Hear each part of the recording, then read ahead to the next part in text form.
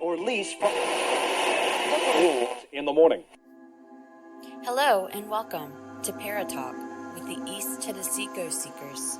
Paratalk podcast contains explicit language, scary content, and adult humor. Parental discretion is advised.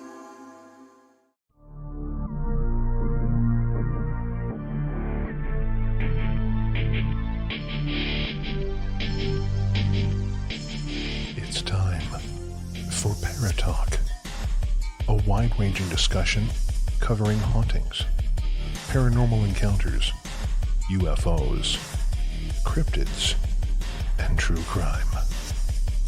With your host, Stephen Brown, and your East Tennessee Ghost Seekers, Steve Wiseman, Andrea Brown, Elsie Adams, Jesse Arms, Amy Sharp, Justin Howard, and me, Mike Howard.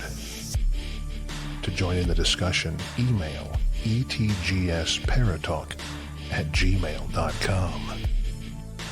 And now, it's time for Paratalk.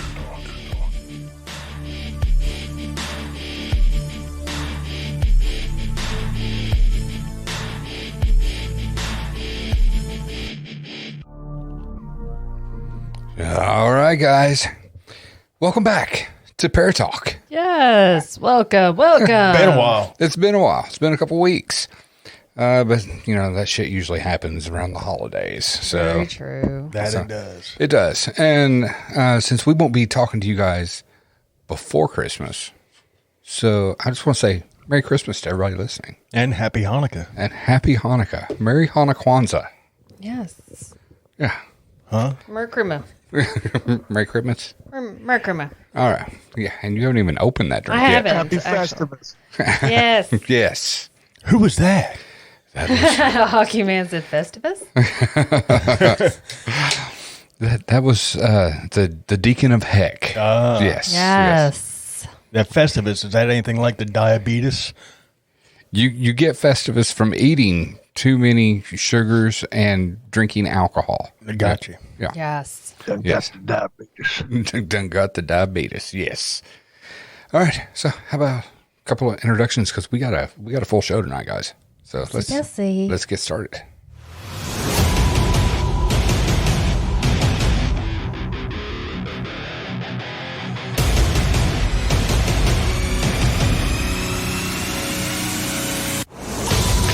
Me, I'm Stephen of Paratalk, and welcome to my semicircle table. Thank you guys for listening. And with us tonight, it's going to be a fun show. To my right, the Duke of Hell, Mr. Steve Wiseman. What's up, everybody? What's up, buddy? To my left, my truly drinking wife, Miss Andrea Brown. Hello. How are you? Lovely. Awesome. Alcoholic. Whatever. And joining us back inside his bunker, hidden somewhere in the Southwest, Mr. Mike Howard. What's up, buddy? Hey, get out of my bunker. I hope you're ready, Mike. It's going to be a good one. He's sharing beverages with Andrew tonight.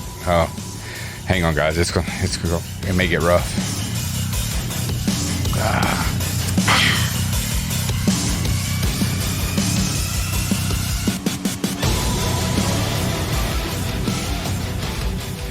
All right, guys. So this week, we've got a lot going on. I got that one. We've got a whole lot going on. I got that one in the fridge. I should have grabbed Spicy. it. Double fisted. Spicy. Wow. They're sharing Who got beverages. fisted? What? Do I? I told her to double Who got fist it. fisted? What? I think he was telling Andrea Someone to. got fisted? Well, it sounded No, like no, you no, were, no. because you said, get out of my bunker. That's the first thing that come in my mind was, oh, shit, Mike's got some company. Mike's been violated. So, Always. yeah. So I just want to say, before we get started, I just want to say thank you to all of our listeners this year. We're coming to the end of the year. We're going to put out one more podcast before the end of the year. And it's going to be a special one. Well, maybe 2. We may get 2 in. But I know for sure 1.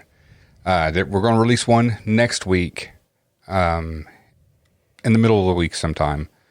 It won't be a live episode. We're just going to put out an episode for you guys to listen to during the Christmas holidays because, as you all know, as you all know, when we stream on Fridays, and next Friday is going to be kind of busy. A little bit. Yeah, because what's next Friday? Christmas. Yes, yeah. Christmas. Yes.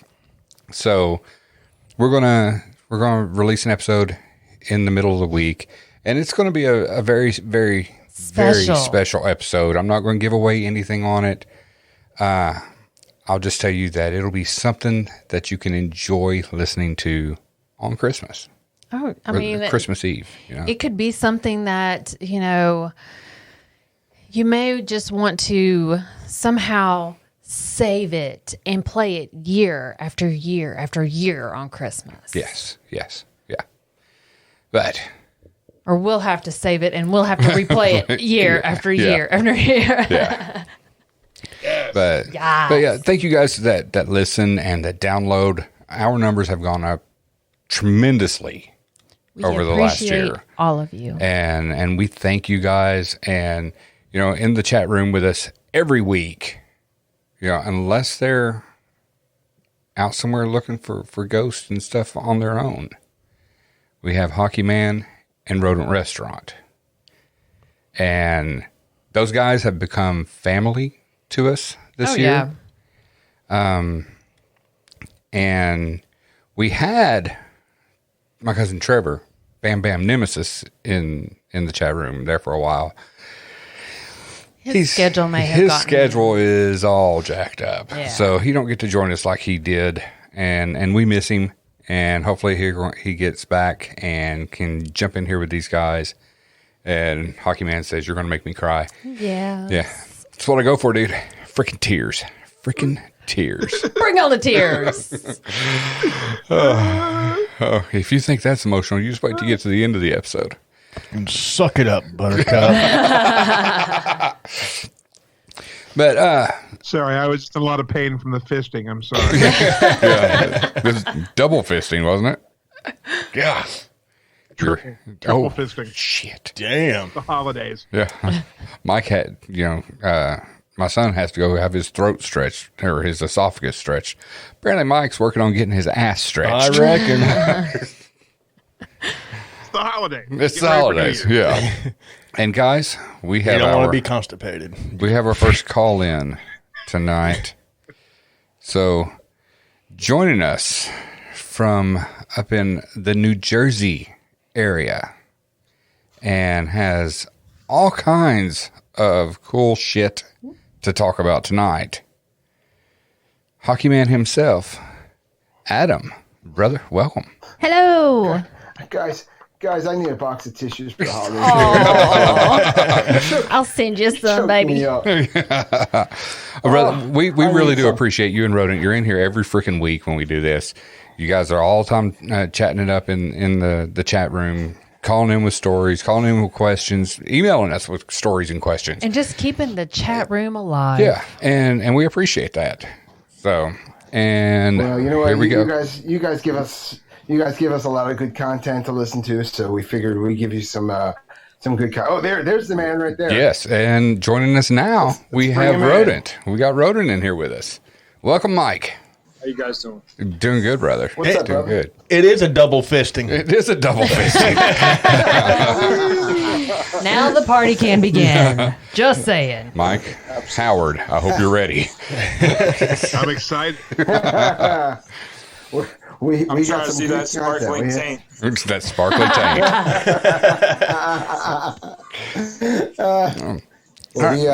We hung out last Friday night. We had a good time. We got some.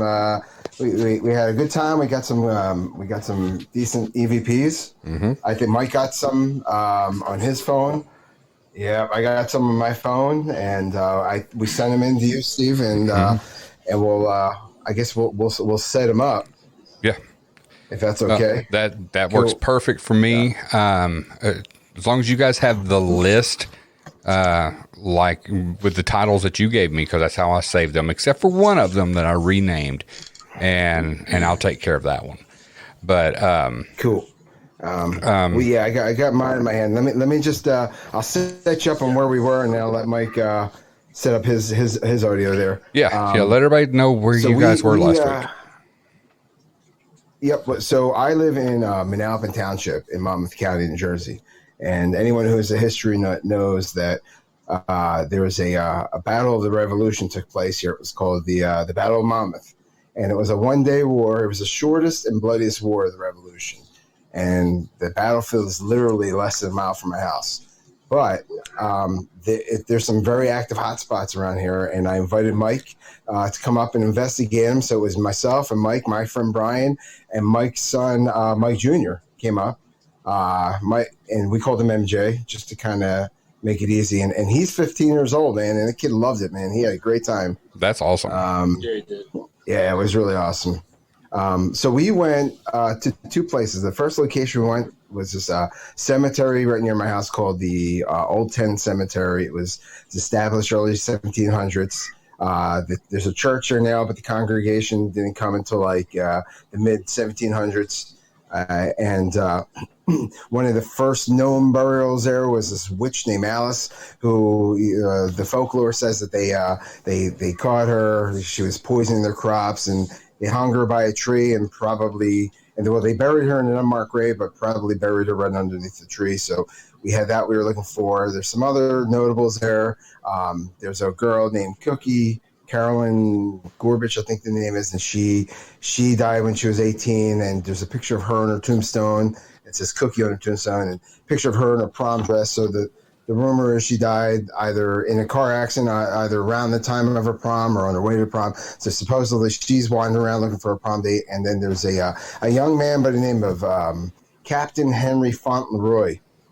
And he was a young 22-year-old man. He actually died on his birthday. He was in the rear guard of the Continental Army, and at the time, this church was a hospital. It was set up as a hospital during this war, or during this battle, I should say. And there's a stray cannibal that came in and took off half the tombstone, and unfortunately took off half his leg. And they took him in. And they amputated his leg a little higher to beat the infection, but he wound up dying anyway. But one of the pews in the church, if you lift up the cushion, there's still the blood stains and the saw marks. Mm-hmm. And that's actually, I've never seen it personally, but it's online. You can see those pictures. So we were looking for all these things. Right. So Mike, you want to start off with your audio there? The audio that I had found on my phone. First of all, I was really surprised how well these phones picked up, like even traffic like miles out in the background. Like I was seriously impressed. Like I didn't think it would be able to catch all that. Oh yeah. Yeah, I was shocked. Yeah, they're super sensitive. So they really are. A lot of my son's audio that he recorded was all inside his jacket. So for 25, 30 minutes, all I hear is I was like, bro, you're killing me, man. But so the audio I had found on my phone, I can't, I think we were probably about, I'm just going to go off top of the head. We were probably like 20 minutes, 30 minutes in. And the one app that Adam was using, what's it called? Like reverse audio. I was using Solomon. I was using Solomon app. So the Solomon app, right? So, and we heard something come up. Like it sounded like a deeper voice to me at the time. Like it said "oh boy" twice, mm-hmm. and Adam tried to get him to like communicate like on demand. Is how you say it. I'm not sure. Right. So Adam was like, on the count of three, basically, I want you to say, "oh boy." So Adam goes 1, 2, 3, and we didn't hear anything then, and you hear Adam say, "nope," nothing happened, in reference to that. And then you kind of hear on the EVP, I heard like a soft voice that said, it sounded like "oh boy," but maybe just "boy," like off in the distance or the background. And then, I I heard the word "asshole." But, Yeah. Female voice. Yeah. So yeah, I get my way with the ladies. Yeah. Right. Yeah, So- we caught the asshole when you sent that audio to me. It's like, yeah, that was plain as day. Asshole. Right. Yeah, that was a good one. Right. That's all I pretty much had. I didn't get. I listened to a little bit more audio, but I haven't been able to review everything yet personally. I had a great experience. I mean, Adam did a great job. I got to really say, like, Adam did his homework. He was really on point, and like he took lead, and he was about that life out there. And I even ran out after the cemetery when we were saging the cheap dollar store lighter thing that I had ran out. So I'm like, I saged myself, and I'm like, oh, the rest of you. I ran out. I had to go buy more lighters so they got saged before we moved on. Right. Got at the gas station price saying, look at these crackheads. Yeah, honestly. Exactly. Actually, I went to CVS. What are they doing with this? Yeah, right. So, no, I was going to say, and then I had a personal feeling. I think I said it in the audio along the line somewhere where I think a little bit after that clip, I kind of felt like every hair on my body stand up at one point, and just my arms got really. It was already cold out there. You could just feel like it got really cold in one little spot I was at. And I have. Oh, you had goosebumps, man. Yeah. And I saw them on your arm. I didn't think it would work. Yeah. So I have like a temp thermometer that I use, like an infrared temp thermometer that I use for my reptiles a lot. So I think I could have used that. I should have brought that with us. We use one of those. Do you really? Yeah. Yeah. So, I mean, I'll definitely keep that in mind for next time. So. Yeah, Mike walked into this one spot and he goes, dude, I just got really cold. I mean, it was cold, but I wasn't like really like what he was describing. I wasn't feeling. And he walked up to me and showed me his arm. Dude, he had like some goosebumps. Like I'm like, dude, that's crazy. Yeah, I mean, and see, that was right. And I was gonna say that's what helps validate that stuff when he's sitting there with goosebumps on him and you have nothing, you're not feeling anything. I mean, that shows it's not just a temperature thing. He had a legit experience there. So that's awesome. Oh, yeah. Yeah, and so do you have the audio? I'm ready to go whenever. Audio that you were just talking? The one he was just talking about? Yeah, I've got that that one here on my computer. If I can get it to play from my computer, I have trouble with it wanting to do that for some strange, odd reason. Well, for a quick second while he's getting that up. I know for me personally, it's kind of hard when I'm reviewing this evidence. Even compared to Adam, I'm such an amateur, you know what I mean? And I don't know if if it's just my mind or maybe I'm just making things up in my head when I'm like reviewing or listening to the audio. So, I get nervous about wanting to call stuff out and be like, no, you're just an asshole. that was nothing. Yeah.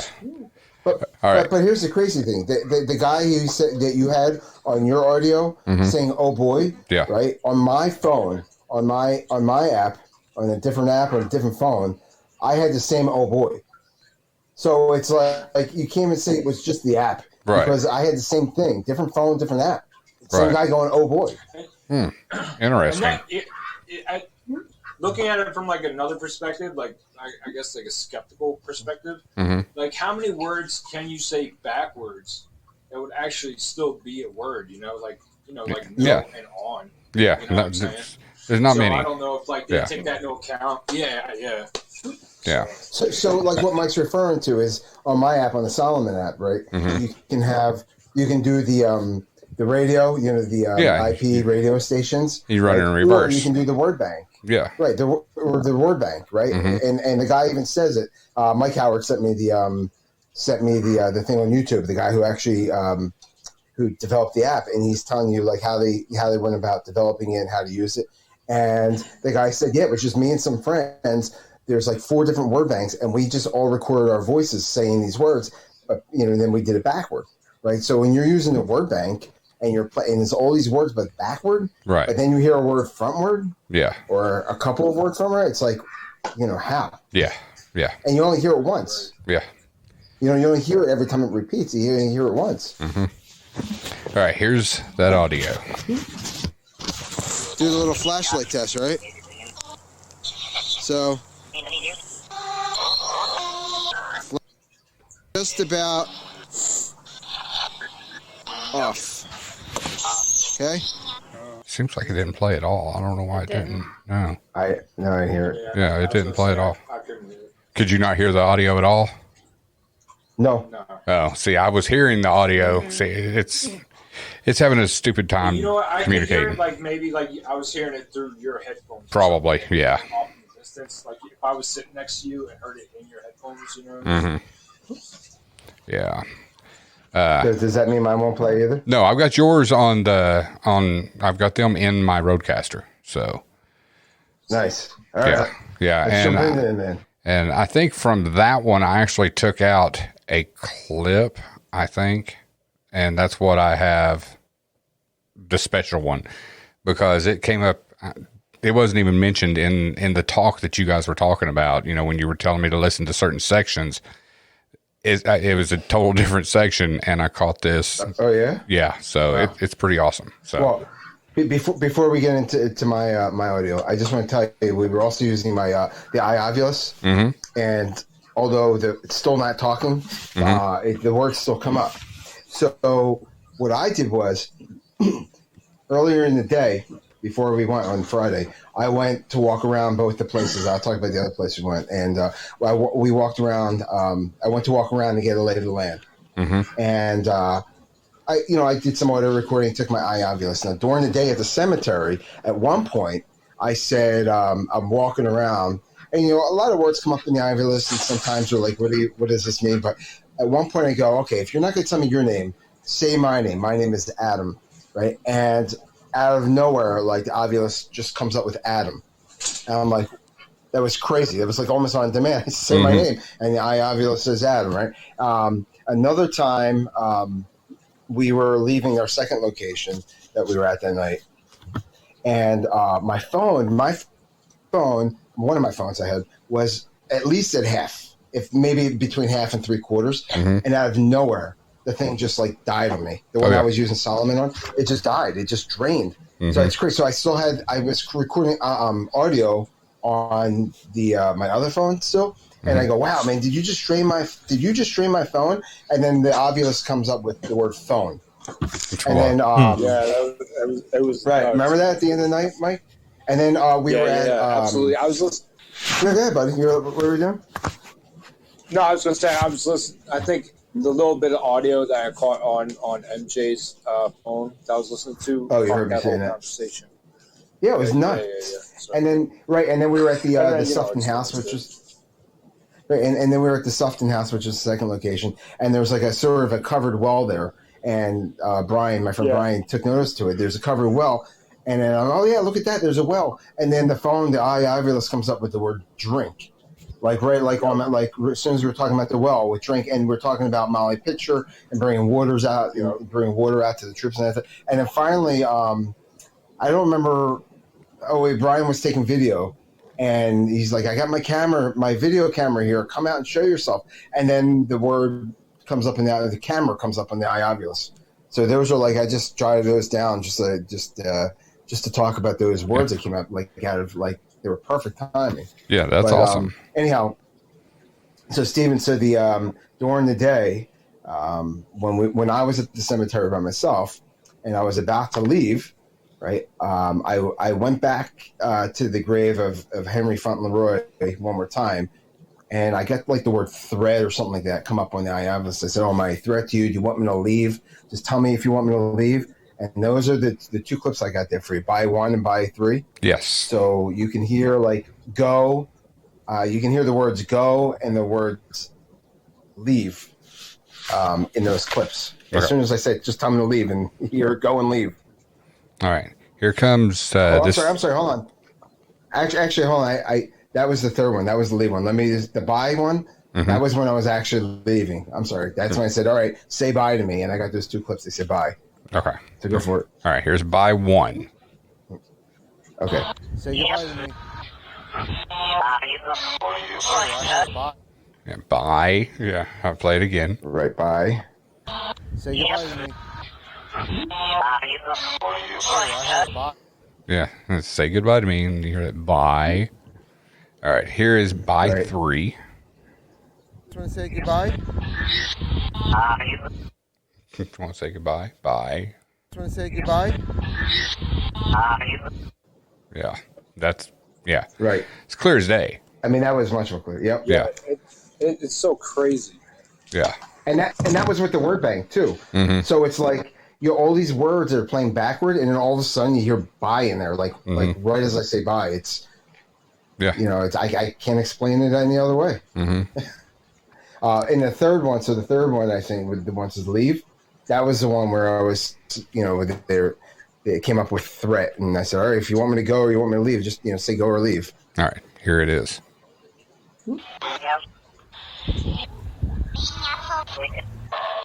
Tell you what, if you want me to leave, let's go. Leave. I think I just heard leave. Yeah. Yeah. Plain as day there. If you want me to leave, tell me to leave. Tell you what, if you want me to leave, let's go. Yeah. I think I just heard leave. Yeah. Yeah. You totally did. Yeah. That was awesome. Yep. And then there was after that, there's another go and another leave too. But yeah. Right. Yeah. And then, so the next one I have written down here was also during the day when I said, and I don't know if I caught. Yeah, I think I did catch this when it said it, but I think I asked, "Am I like when I got the word threat?" I said, "Am I a threat to you?" And then you hear no. Okay. Yeah. I believe is what you hear. Huh? Am I a threat to you? Is that why you said threat? No. No. Yeah. Am I a threat to you? Is that why you said threat? Yeah. And then honestly, right there at the end, okay, listen to this again. And I want everybody's opinion. When it says no, it almost sounds like you're an asshole. Listen very closely. Probably, yeah. Yeah, listen very closely. Am I a threat to you? Is that why you said threat? Asshole. Yeah, you're an asshole, yeah. Wow. Well, I've made it to Stephen Wiseman status. I love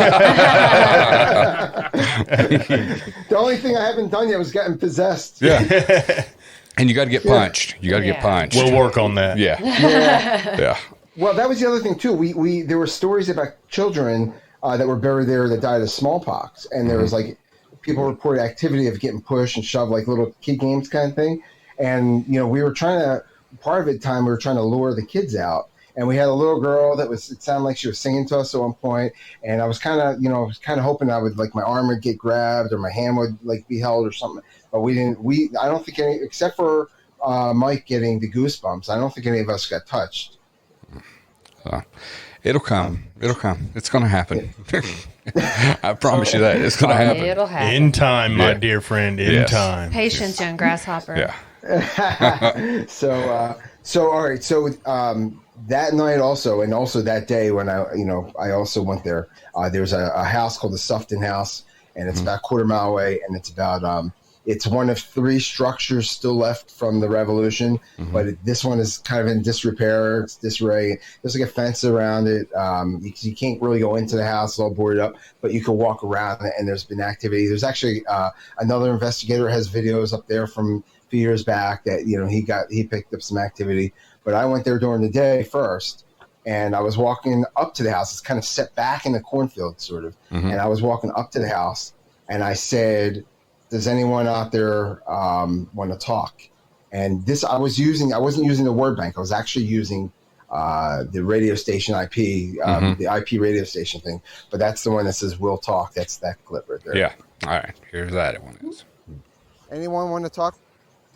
I'll talk. You'll talk? Anyone want to talk? That's. I'll talk. You'll talk?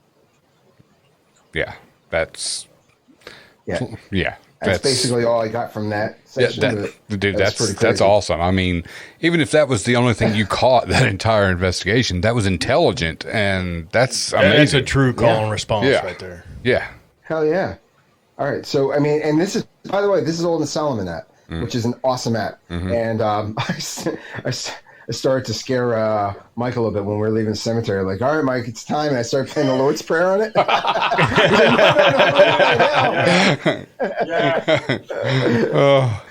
I hit stop. I'm like, all right, well, we'll stop. All right, so I'll just go in. I don't know. Can we go out of order a little bit? Is that all right? Is that cool? Go ahead. Tell me what you want. All right. So when we were there at night, because it's kind of relevant, when we were there at night at the Sufton house after we went to the cemetery, I kind of we were talking about the revolution, and the Sufton family were British loyalists supposedly, and they used their house as the hospital for the British troops and stuff. So kind of something similar, right in that same area. We were talking about it, and I'm trying to remember. Mike, do you remember what the context was? I think it was like we were talking about the war, and I think we said something like, "Are we not correct? Are we historically not correct?" Do you want to tell us how it really happened or something? Man, you're doing a great job, first of all, over there, Adam. So you keep going. But I'm trying to remember exactly what I said, but it was something like that. We were talking about like. I think we might have gotten something from, I forget what exactly, but we asked, I think, if they're with like the British, or were they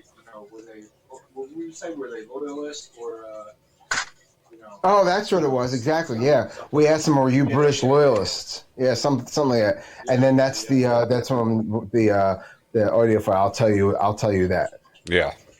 All right. And by the way, I think this is the word bank too. This is the backward words. So go ahead. Yeah. Backward words, and you get 3 words. Oh yeah. I think so. I'm pretty sure. I'll let you know. Yeah. So. This is your chance to tell the truth.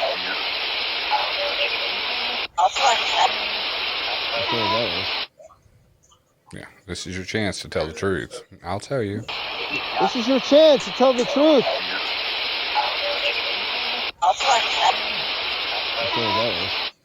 Yeah.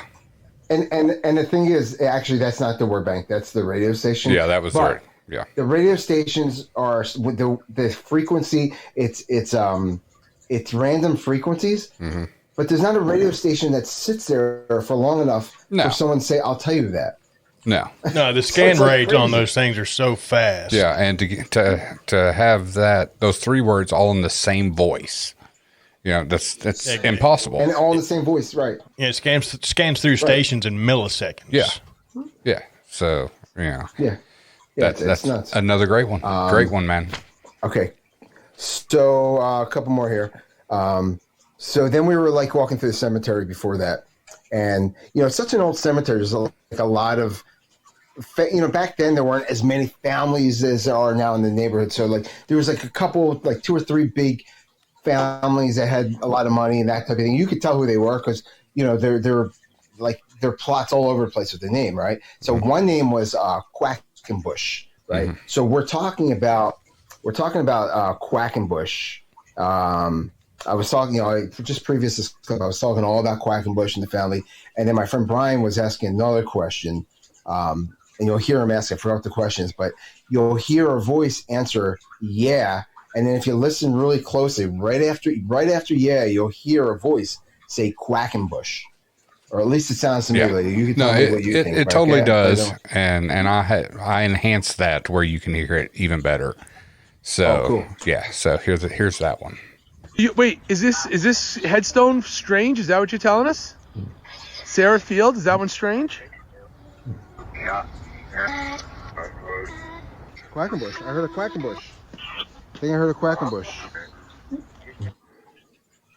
Play it again. I heard that. Wait, is this headstone strange? Is that what you're telling us? Sarah Field, is that one strange? Yeah. Quackenbush. It sounds like it says, Quackenbush. Yeah. Yep. I mean, and we were still right in that area of the Quackenbush show. Yeah, it was all in the same minute. And what are the chances of getting the word Quackenbush? That's right. Yeah, unless you're in like a duck porno, you're not going to hear Quackenbush. Yeah. A duck? A duck porno. Duck porn. Yes.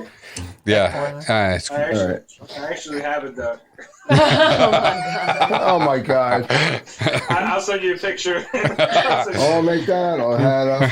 Oh my gosh. That's hilarious. So then, before that last one that we talked about a couple hours ago, Stephen, I got one more here. I think it was Brian, or maybe it was me. I forgot who was asking a question, and I don't even remember the question. You'll hear it, but you'll hear a voice say "yup," answering my question. Yeah. So that's the yup one. All right. Did you help the British out when they marched right through here? Yep. That's so awesome. Here it is again. Did you help the British out when they marched right through here? Yep. That's so freaking all you clear. hear is static. That is all you so hear is clear. static, and in the middle of static, you hear a yup, and then more static. That's all it is. It's crazy. All right. I have one more here for you to set up, and that's the flashlight. Oh, that was the one. Did I play it already? That was no. That was the one Mike got that you tried playing earlier. Yeah. Okay, well, then apparently I did throw it on here. So hold on. Let's play that one. All right. Do the little flashlight test, right? So, flashlight is just about off. Okay? Yeah. So after you say the flashlight's just about off, and after you say off, it says off. You hear off. I heard that. And then it sounds like I just heard that. Yeah. At the end of it, it sounds like see ya. So listen one more time. Do the little flashlight test, right? So, flashlight is just about off. Okay? Yeah. See ya. Yeah. Now, just to be clear, the flashlight never went off. But that was right around the time that Mike got the goosebumps in his arms, too. So that area right there that we were in, Mike, that was something, man. Yeah, exactly. Yeah, because right before that was the audio clip I was setting up, was the whole old boy clip. Because after we did that, we went to the flashlight test. Very cool. Right. All right. So the one that I pulled out here that I want you guys to give a listen to, and I'll play it a few times, and I'm not going to set it up. I'm just going to play it. And after you guys hear it, you can, I think it may be associated about the same time as the flashlight test. I'm not sure. But just give me your thoughts on it. Are the Herberts here?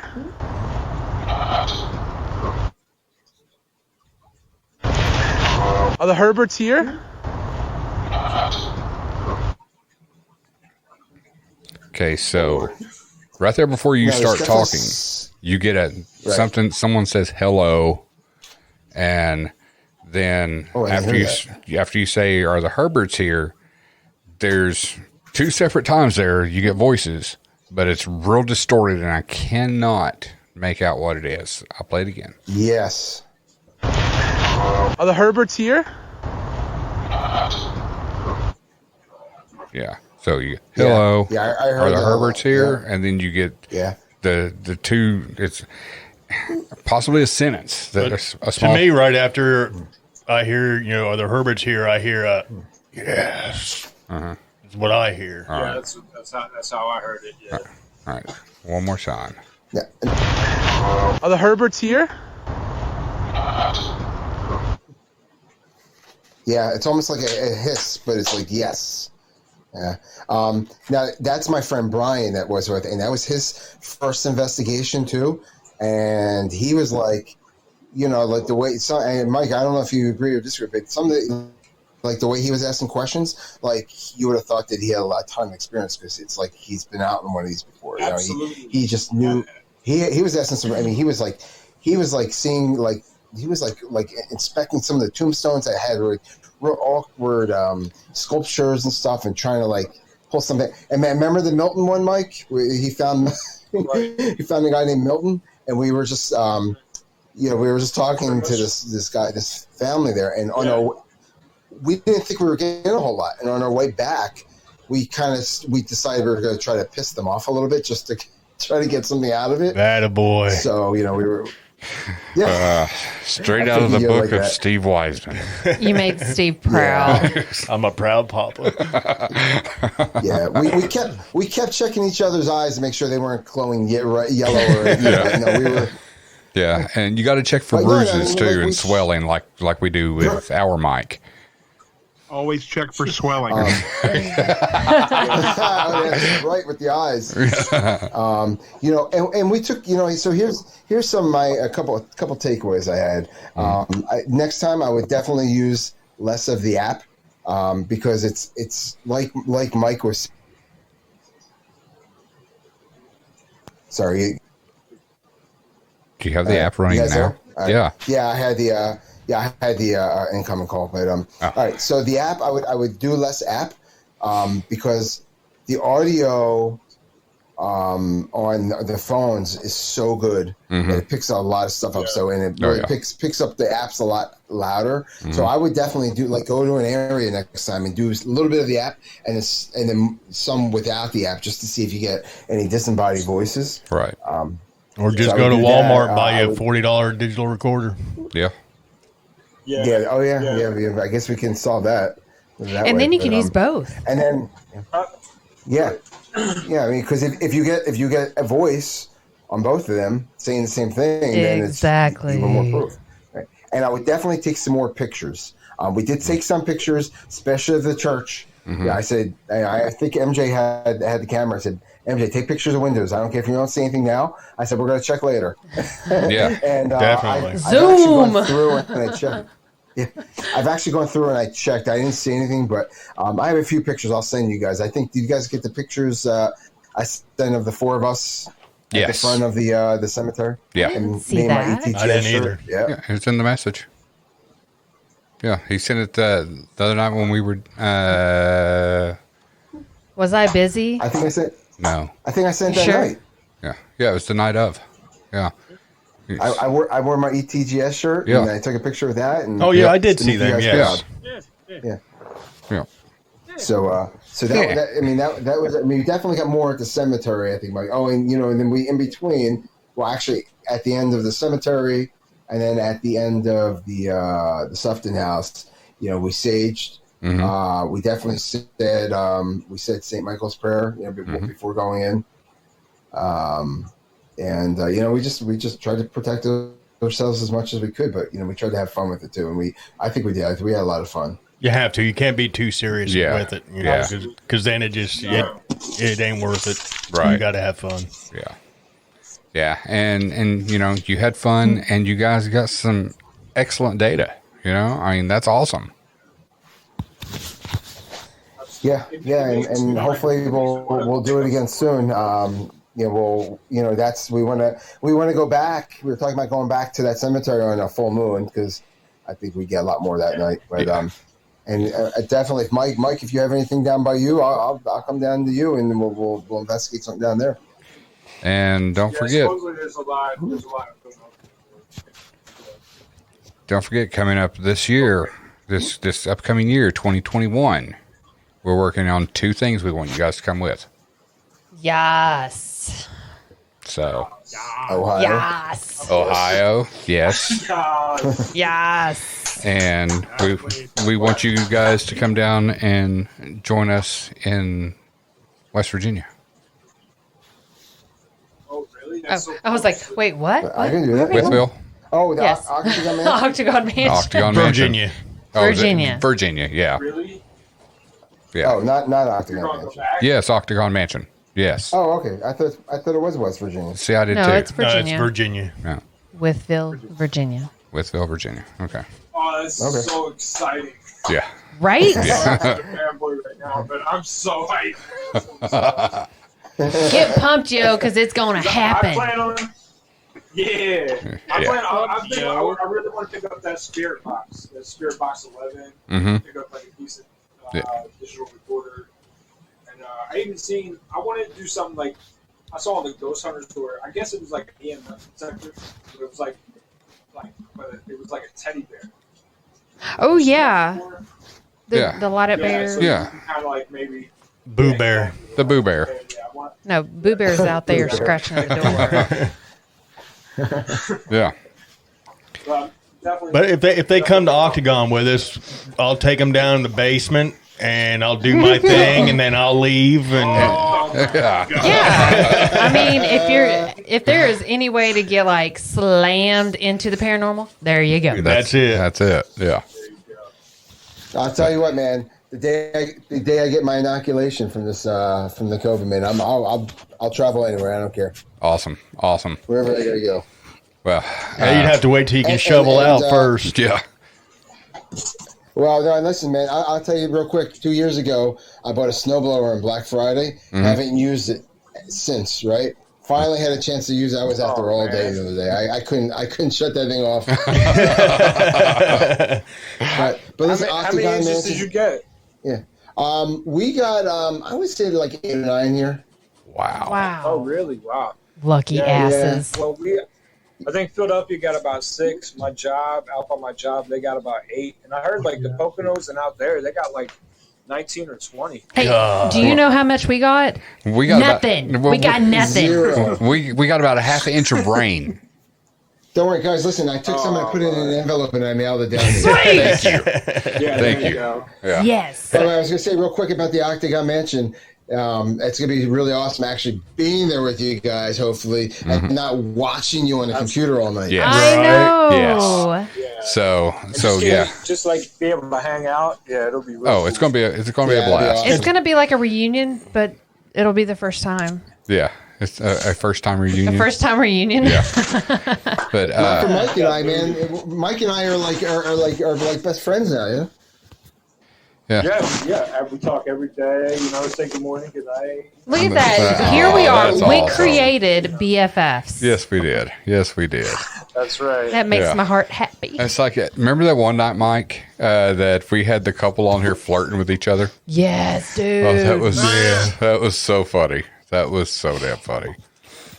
Well, all right, guys. Thank you guys for coming on the show and sharing about your experiences and your adventure. Yes. And by the way, I just want to thank Steven and Andrea, because we talked to you guys about a week before. You set aside some time for us. You gave us some pointers. Mike's like, what the? Thank you. And listen, Mike Howard helped out too. He sent me that video on Salaman. He found that one, and that helped me out because I watched that video, and even Amy answered some of our questions and whatnot. So thanks to all you guys, big help. It's our pleasure, brother. You guys. If nothing else, anytime. we are full of it. I mean, information. We are full of information. Well, we're full of something. Well, look forward to listening to the rest of the show and talking to you guys again with hopefully when we do another investigation. So. yes. Woo-woo, yes. All right, guys. Thanks for coming on and listening to the rest of the show. You may learn something about Christmas. Nice. Yeah. Awesome. All right. Thanks, guys. All right, man. Y'all have a good Love night. y'all. Love y'all. See ya. All right. So that was awesome. They had So cool. a crazy exciting time.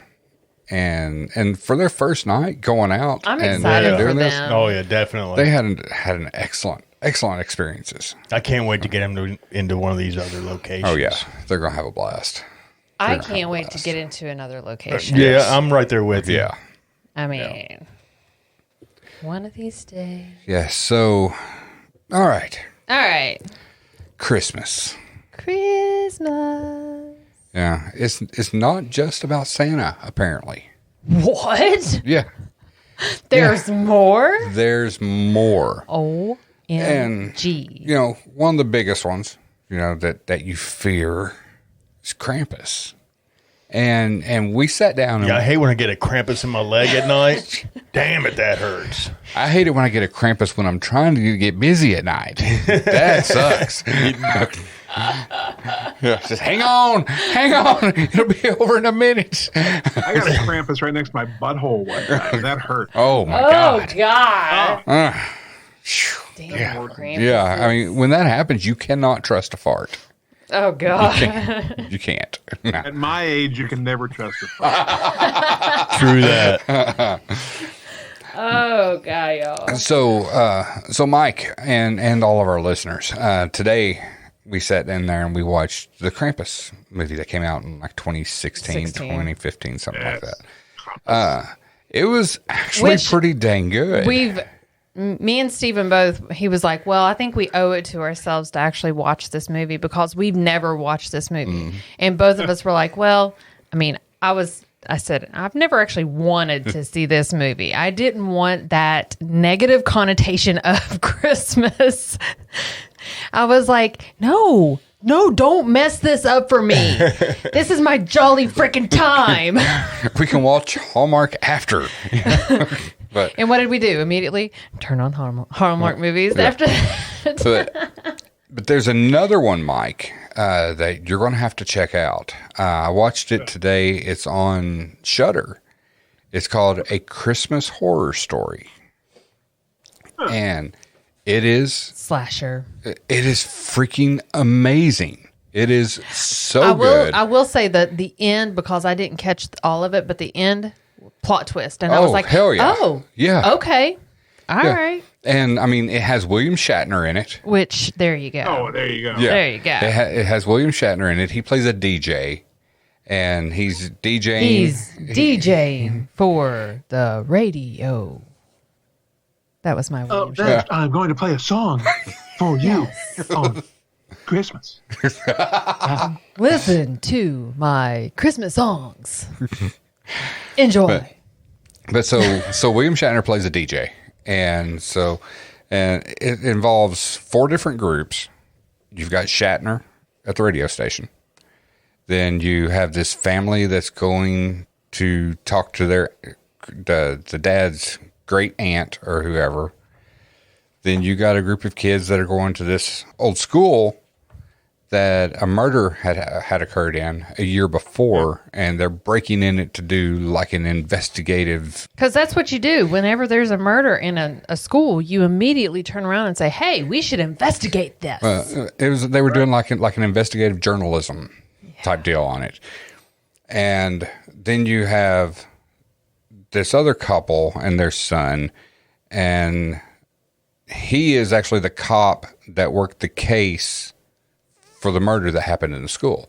And you'll see everything is linked together. Everything is linked together. And then you have huge plot twist at the end. Just watch it. So watch it. It is freaking amazing. I mean, and it's a Shudder film. Yeah. And it is so good. So good. And from 2015, Bill Shatner plays Dangerous Dan.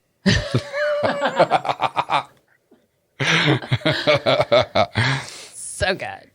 He sits there and drinks his eggnog with whiskey in it.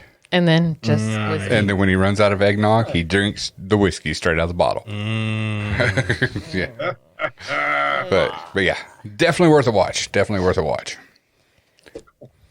Speaking of whiskey, what happened to those Cracker Jacks? They gone. I know. Whiskey and Cracker Jacks. That's the breakfast of champions. Yeah, those Cracker Jacks, they weren't even for him, and he ate them all. They're cracker-lacking now. Yes, it's cracker-lacking. So anyway, a mangled, deranged face with bloodshot eyes tops a furry black body. Giant horns curl up from his head, displaying his half-goat, half-demon lineage. Behind this terror, a dozen more stomp through the snow of the streets of Linz, Austria, among a din of cowbell jangles. The creatures... Cowbell! Yes, we need more cowbells. The creatures dash through the streets, chasing giggling children and adults alike, poking them with sticks and scaring some with the realization that they were naughty this year. Linz' annual Krampus parade, also known as Krampus. Yes. Or Club elf. okay, resurrects a century-old tradition. Young men in town dress up as the mythical creature and parade through the streets in an ancient pagan ritual meant to disperse winter's ghost. They march dressed in fursuits and carved wooden masks and carrying cowbells. It's my kind of parade. Cling, cling.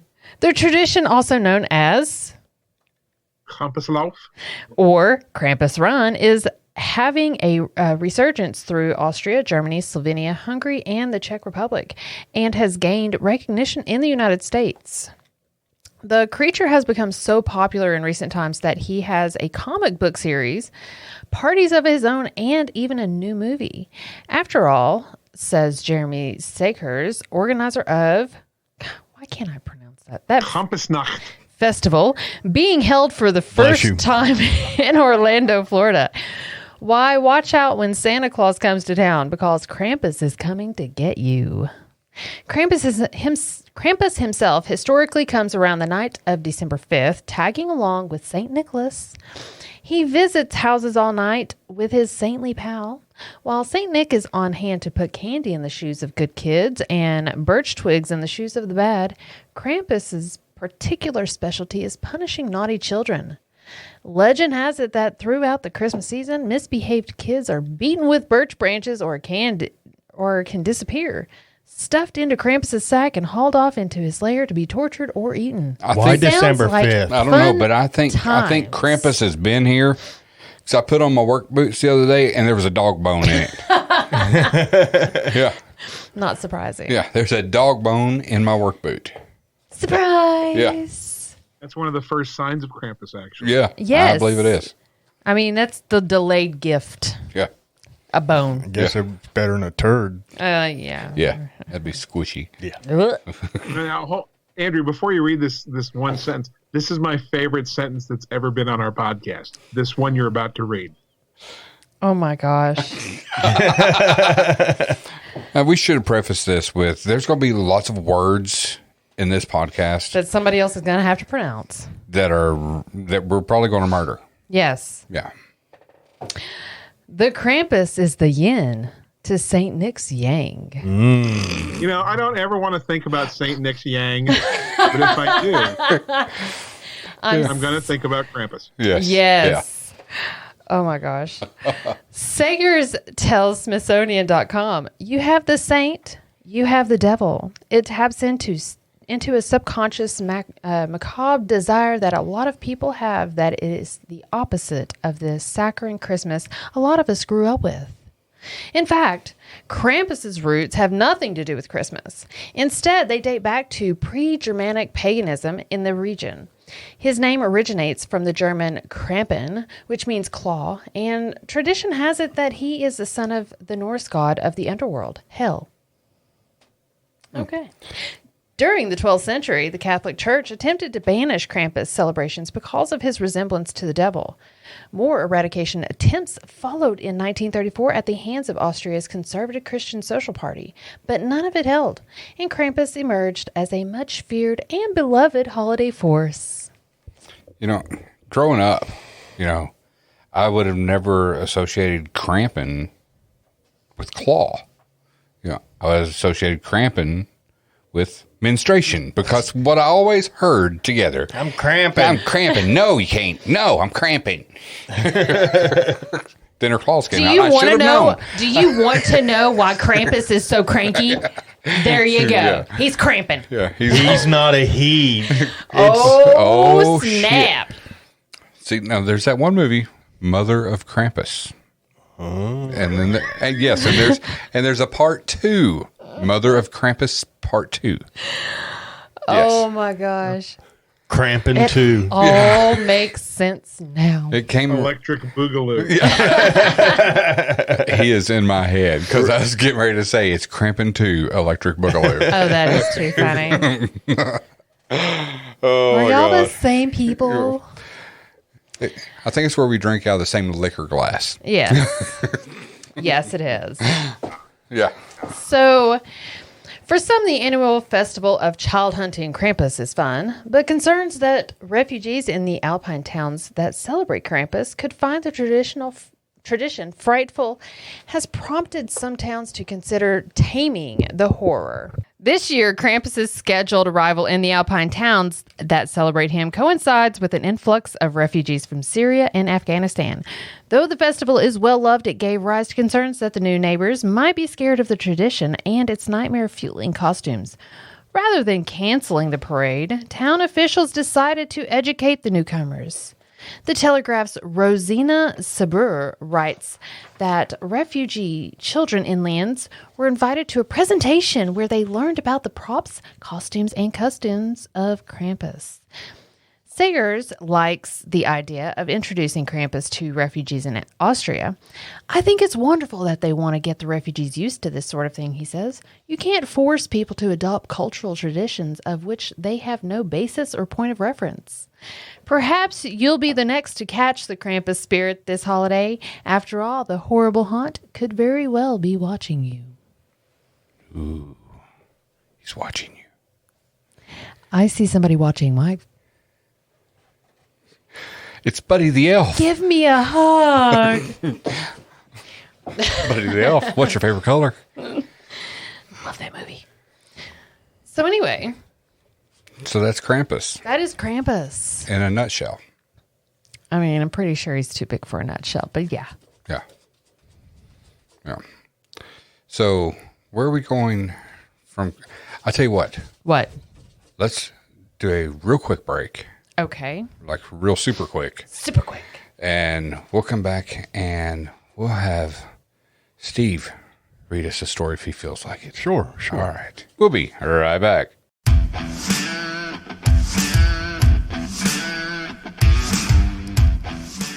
So many people spend hundreds or even thousands of dollars on that perfect infrared camera, hoping to catch that epic paranormal shot or simply to document their nighttime escapades, only to pair it up with an IR illuminator that gives off a hot spot in the center of the frame and performs subpar for their camera's capabilities. We did the same thing. Let me save you some time and money spent on multiple IR lights with one name, Deadlight. Created from the minds of Josh Bender and Justin Brown, who are also paranormal investigators, the Deadlight is the elite light to add to your camera arsenal. We have tested the Deadlight and illuminated areas up to 300 feet away. Did I mention these lights are built like a tank? Super durable and sturdy construction. Josh builds each Deadlight to meet your needs and is in constant contact during the building process. So forget the other lights out there and go straight to the best. You can check out the complete line of Deadlights on Facebook at Deadlight LLC. Justin and Josh are constantly exploring new features to add to the Deadlights. ETGS will never use another light in the field, simply because nothing else compares. Get your Deadlight today and you too can light up the night.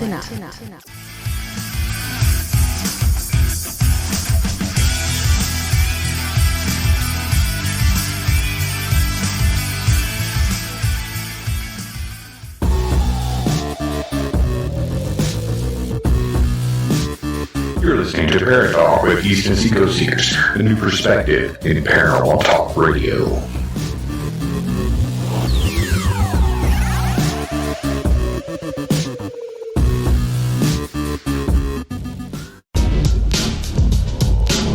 You're listening to Paratalk.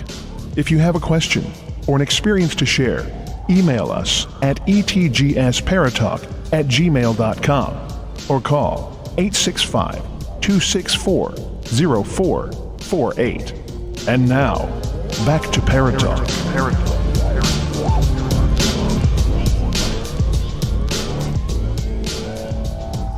All right, guys, we're back.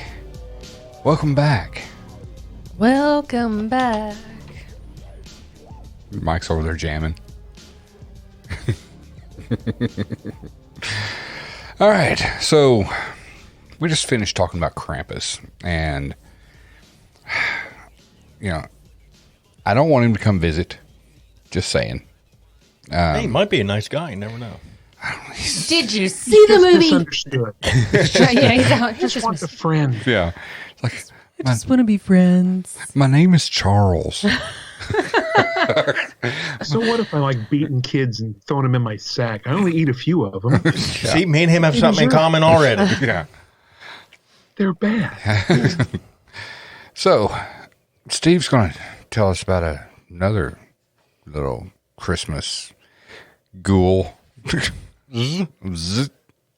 Damn, how many of them motherfuckers is there? There's a bunch of them. 20. Oh, these 20. 20. Yeah. Terrifying Christmas monsters will haunt your holidays. All the nonstop joy, mirth, mandatory parties, carols, cards, tinsel, and holly can make the holidays unbearably irritating. So if you're in the mood for a little menace this Yuletide, put away your copy of The Night Before Christmas and join us for some nightmares before Christmas. And we don't mean the Tim Burton stop motion musical. A list of 20 Christmas monsters are: between cannibalistic witches, goat demons, and ritualistic child murderers, you're sure to get a fright from them. Most of them come from old European myths and fairy tales that predate the Christian holiday, but some appear in more modern Christmas stories from pop culture.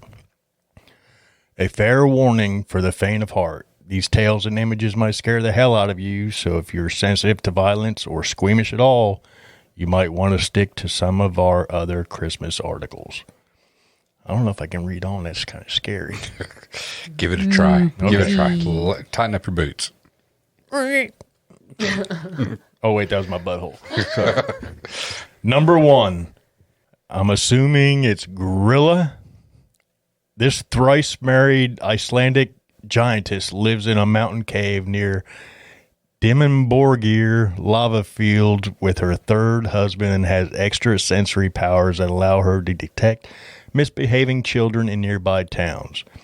She kidnaps the brats and then cooks them into delicious stew.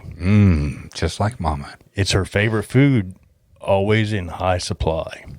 She's also the owner of Jólakötturinn, the hellacious Yule cat, and mother to the mischievous Yule lads described below. Number 2, Jólakötturinn, the Yule cat.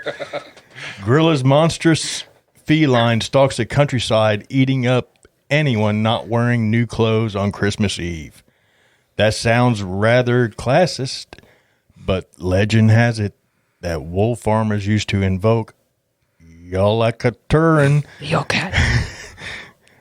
as a way to scare workers into quickly processing the autumn wool before the holidays. Quick workers would get a new clothes as gifts. Slow ones would just get eaten. Meh. In alternate versions, the cat merely eats people's food, which is totally something a cat would do. Totally is. Yep. Yeah, especially ours. Yep. Yep. All right, Mike. Where are we going after we leave Jólakötturinn? Well, after we leave Yokiro Taco Turin, we've got the Yule Lads. You can think of the 13 Yule Lads as Santa's little helpers back before Santa was a thing. Each Yule Lad has a nickname related to his particular brand of mischievousness. Stubby, the short one, steals pans to eat the fried bits stuck to them. Sausage Swiper, which is what we call Steve sometimes. Yes. He hides in the rafters and steals meat when no one's looking. Sausage no swipey. Sheepcoat Claude. That's Steven. Oh my God. That's Steven. He plays in ravines and harasses sheep. Sheep are not happy about it either. When not stealing food or bothering livestock, the Yule Lads leave gifts or rotten potatoes in children's shoes, depending on how good the kids have been. In other versions, they just kill the kids. Charming. Yeah, makes sense. Why not? So much fun for Christmas. Hey guys, it's Christmas time. Oh crap! Not again. Up next we have Père Fouettard. In French, Père Fouettard literally means father whipper. Hey! His gruesome origin story involves him drugging and slitting the throats of 3 wealthy children who stayed at his inn.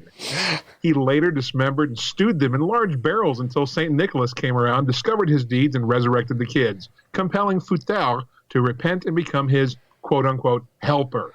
Now dressed in dark robes, bound in chains, covered in soot, and sporting a scraggly mess of hair and a beard, Futau helps out St. Nicholas Day, December 6th, by giving lumps of coal and severe whippings to naughty kids. He puts the extra bad ones in the wicker cage on his back, probably to slaughter them and turn them into stew. Futau briefly appeared in the U.S. during the 1930s as Father Flog, or Spanky.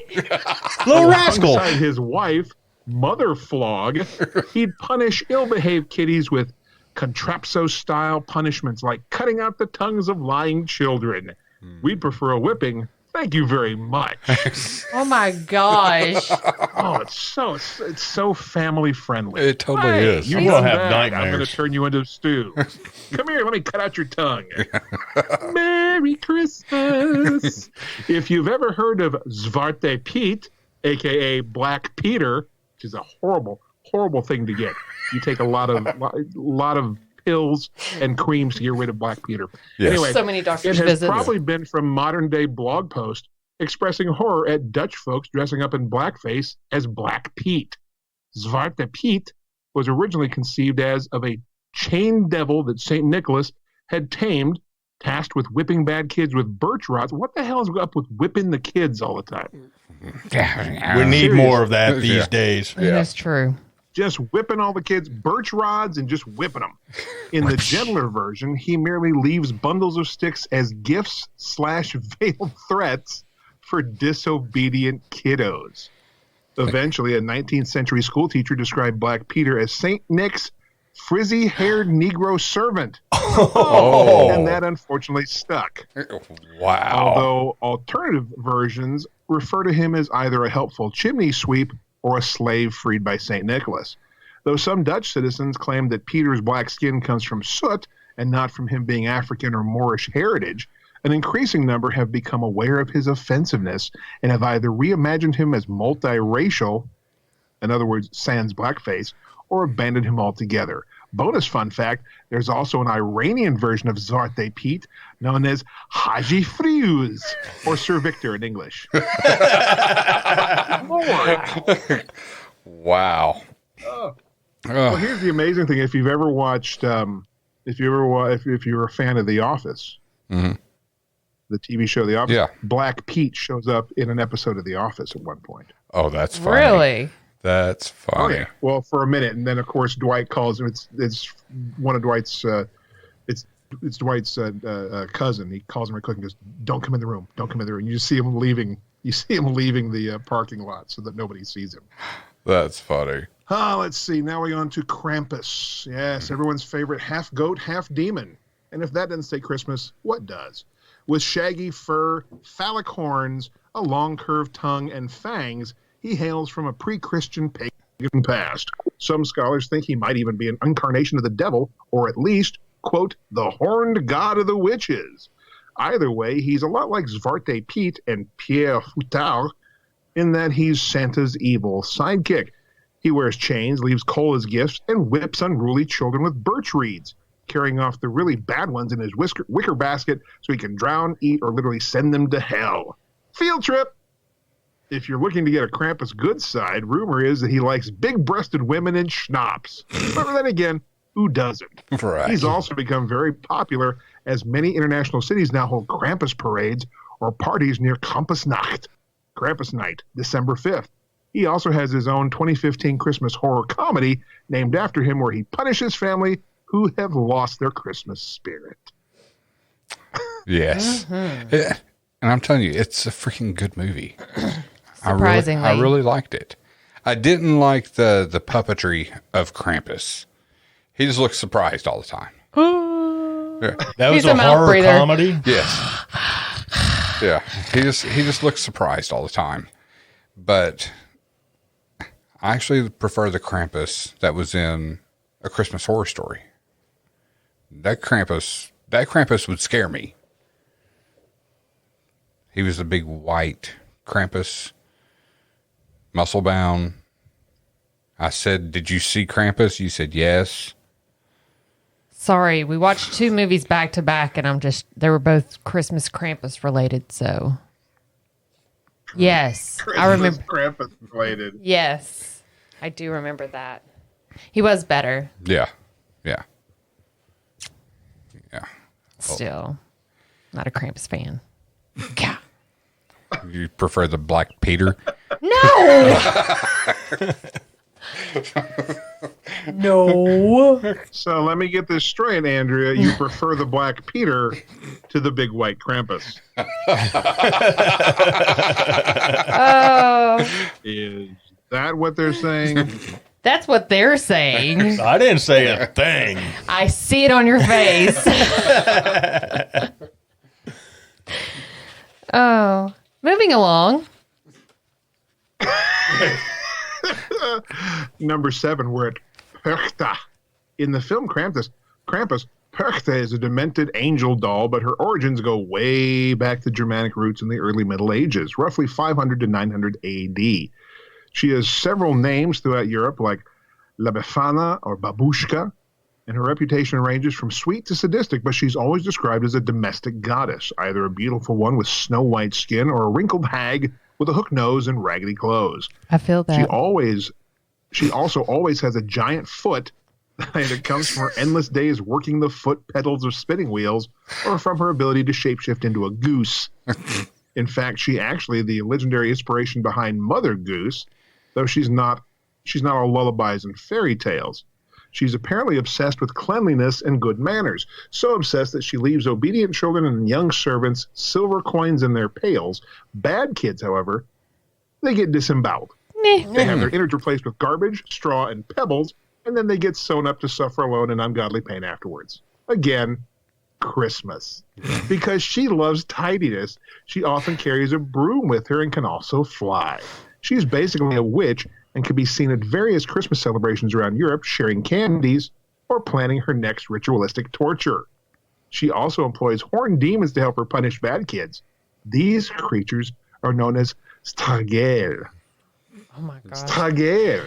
I don't know about you, Shaggy but all horned this beast. sounds so festive. It totally does. Yeah. Yeah. What the fuck is going on with Christmas in Europe? Seriously. For real. Well, I mean, we talked about this a few weeks ago, how, there, it's totally different than it is here. They share the ghost stories and all that. Ghost stories and disemboweling children. If it makes them be good, isn't it worth a shot? Who are you? I didn't say actually doing it, just threatening them with that. Pictures of European children, they look terrified because they know if they get out of line, somebody's going to come and disembowel them and replace their innards with straw and then sew them back up. No joke. If you, and I can actually picture, seeing some pictures of, Christmas in Europe and all that. There's not very many smiles on the kids' faces. No. It's not like they are super excited about Christmas because they're scared to death. They don't know if they've been bad to the point of getting disemboweled and stuffed with straw. They're sitting there saying, "Holy crap! Please not me! Please not me! Please not me! Please not me!" I mean, they don't know. Son of a bitch! It's me. Yeah. It's like, Mom, can I have this apple? Krampus. Sorry. May I have another? Oh, this is so sad. When we were all kids, how much we looked forward to Christmas. And we're like, oh, we can't wait till it gets here. In Europe, the kids are like, oh, fuck, Christmas is around the corner. Oh, no. Oh, no, please, Mommy, don't let Christmas get any closer. Is this the year I die? Or do I get candies? Oh, shit, there's sticks in my shoe. Yeah. Damn it. The pleasantries of Christmas. Here's my younger brother, Otto. We don't talk about Otto anymore. Otto has been gone for 2 years now. Be quiet. Oh, no, Otto. Oh, that is funny. Did you see what Rodent said? I can't see. It's not showing me comments. My youngest daughter has to do a project on what Christmas is like in England. Thanks for the info. You are welcome. We're here. Kids get disemboweled if they're bad. Yeah. Come on. Yeah. Oh, my gosh. 3 things. Ghosts, demons, and disemboweling. That's it. Yeah. That's all you need to know. Happy Christmas. Yes. Happy Christmas. God bless us. Everyone. All right, so now we're to these shaggy horned beasts get their kicks by stealing from naughty children and occasionally tearing them into pieces. It's said that you can avoid their wrath by leaving out some food so they'll feast on leftovers rather than your offspring. Oh my gosh. Like there's probably these parents with horrible kids and they're like, do I leave out the leftovers or not? Decisions. Breadcrumb trail to my son's room or my daughter's room. Oh, decisions. Oh my gosh, that's so horrible. Okay. So we had Zwarte Piet, who was the black-faced guy running around smacking kids with sticks. We had Pale Foutard, who was the guy whipping people with sticks. Now we have Hans Trapp. He's basically an ultra-scary version of both of those guys. He's from Alsace, France. He started off as a vain, cruel, and thoroughly debauched rich man who practiced black magic and worshiped Satan just to increase his wealth and power. When the Catholic Church got wind of him, they brought him before the Pope and excommunicated him. Local townspeople hated and feared him so much they seized all his money and lands while he was away and then banished him into the forest. A bad move, they soon realized. In a shack made of sticks, he grew demented, became obsessed with cannibalism, stuffed his clothes with straw to appear like a scarecrow, and then eventually stalked and stabbed a 10-year-old boy with a pointy stick.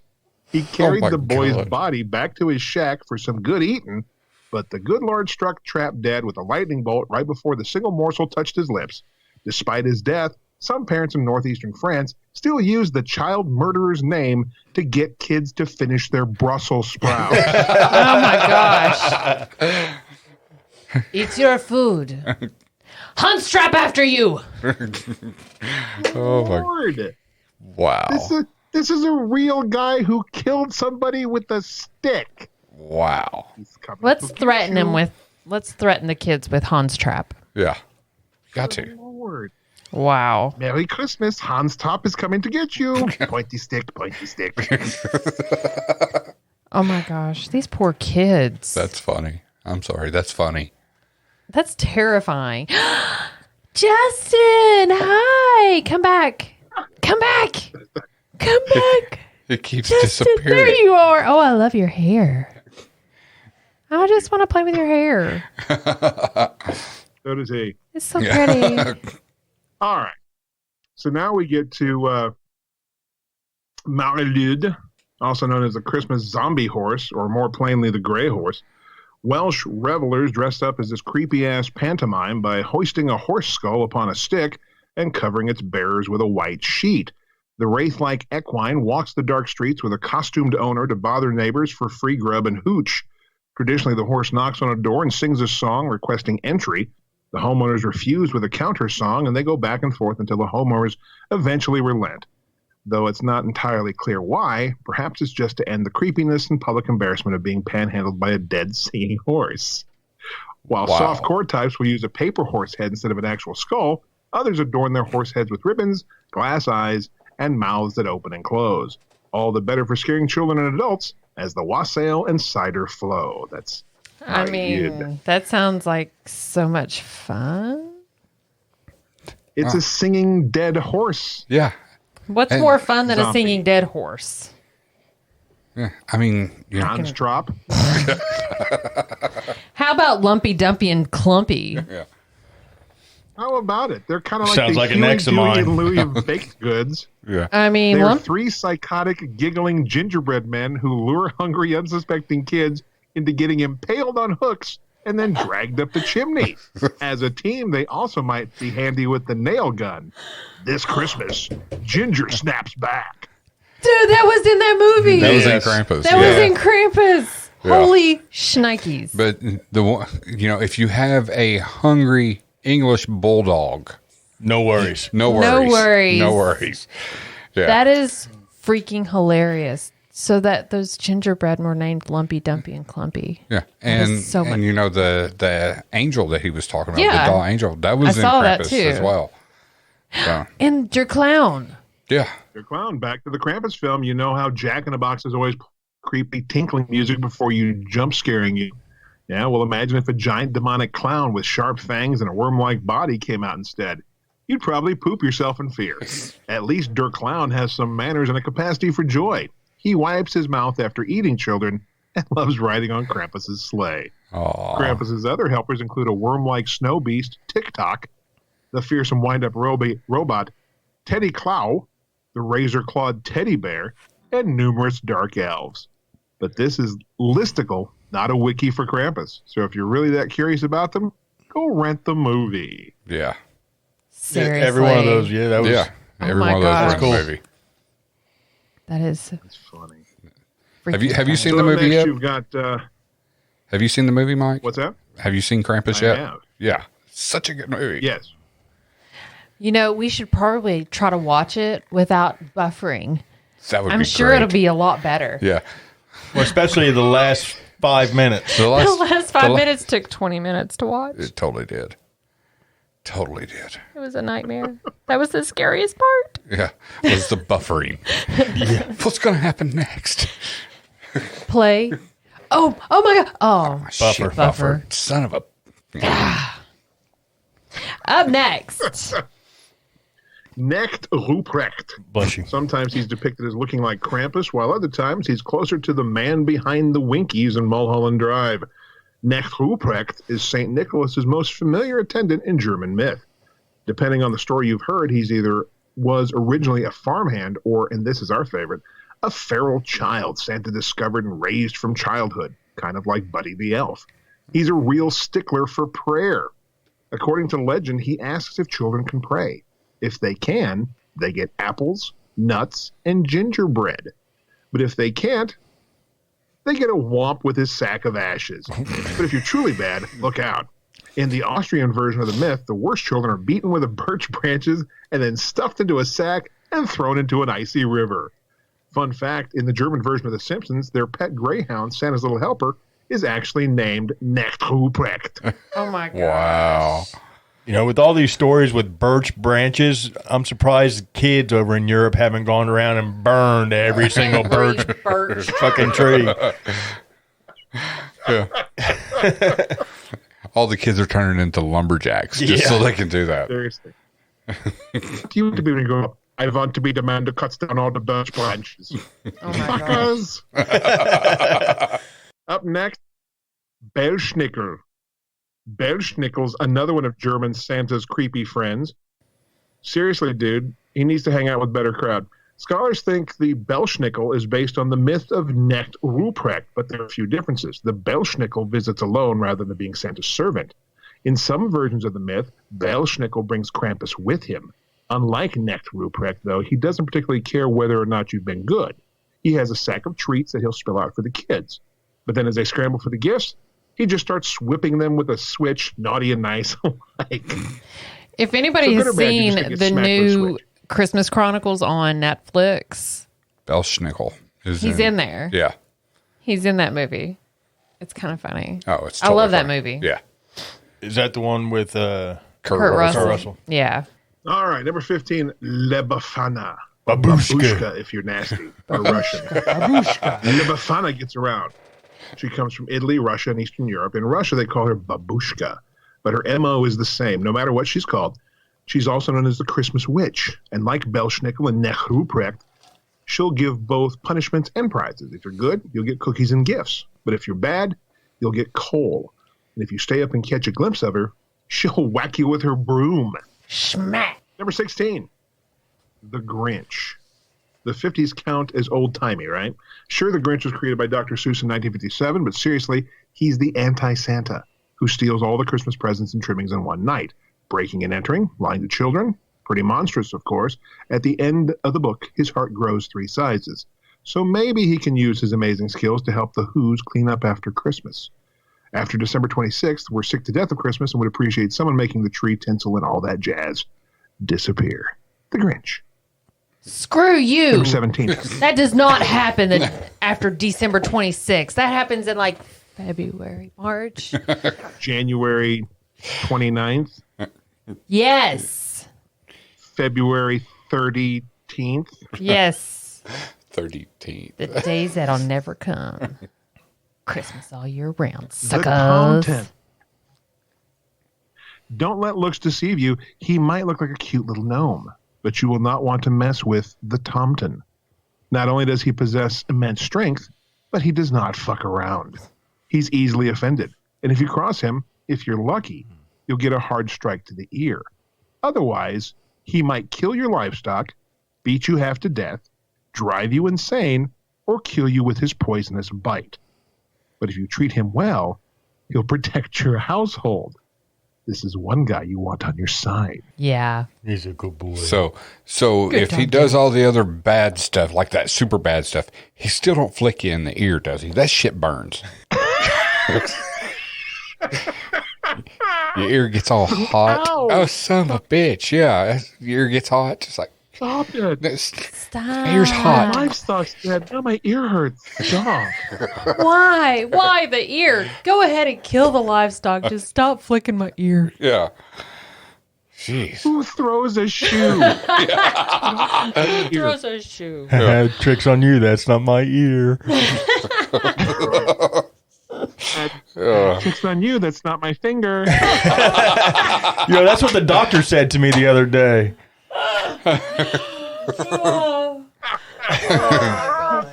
Oh, tricks on you. That wasn't a doctor. The Grither. If you've never seen Seasons of Belief, the Christmas-themed episode of the mid-'80s TV horror series Tales from the Dark Side, get prepared for a fright. In the episode, two bored kids want to hear a Christmas story, but not the one about Rudolph the Red-Nosed Reindeer or Santa. They want an interesting story. So the father in the episode tells them a scary and possibly dangerous story about the fiercest and most dangerous creature in the world, the Grither. The Grither lives in a mountain cave on the other side of Santa's workshop, where there's an old ship. It was born on that ship, a sailor ship in the Arctic Sea, on which the sailors all got lost, died, or committed suicide. The creature now remains stuck in that ship, has, quote, hands as big as basketballs and arms as long as boa constrictors.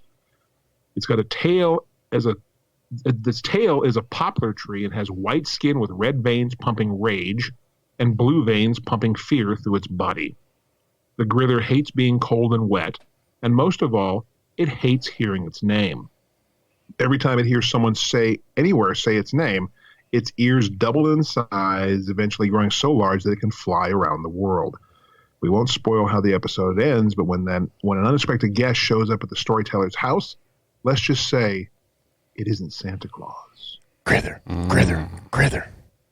don't think it works the same as You Beetlejuice. fucked it up now. Yeah. Way to go, Steve. Glad I'm in the Thanks, bunker. man. Yeah. God. And see, this next one, freaking people say, well, it's not a Christmas movie. Bullshit. It was released on Christmas back in the day. Yeah, it's more of a Christmas. I think this is more of a Christmas movie than Die Hard. I'll take that. Yeah. Gremlins. When struggling inventor Randall Peltzer wanders into Chinatown to buy his son Billy a Christmas gift, he ends up secretly purchasing a mugwai, a word that means monster in Cantonese. The mugwai is a furry teddy bear-like creature with large eyes and ears. However, there are 3 rules for raising a mugwai. Don't expose it to bright light, which will kill it. Don't get it wet. And never feed it after midnight. Naturally, Billy breaks all the rules. Kids. First, he gets his mogwai wet, which causes it to asexually spawn a bunch of nearly identical but more mischievous offspring.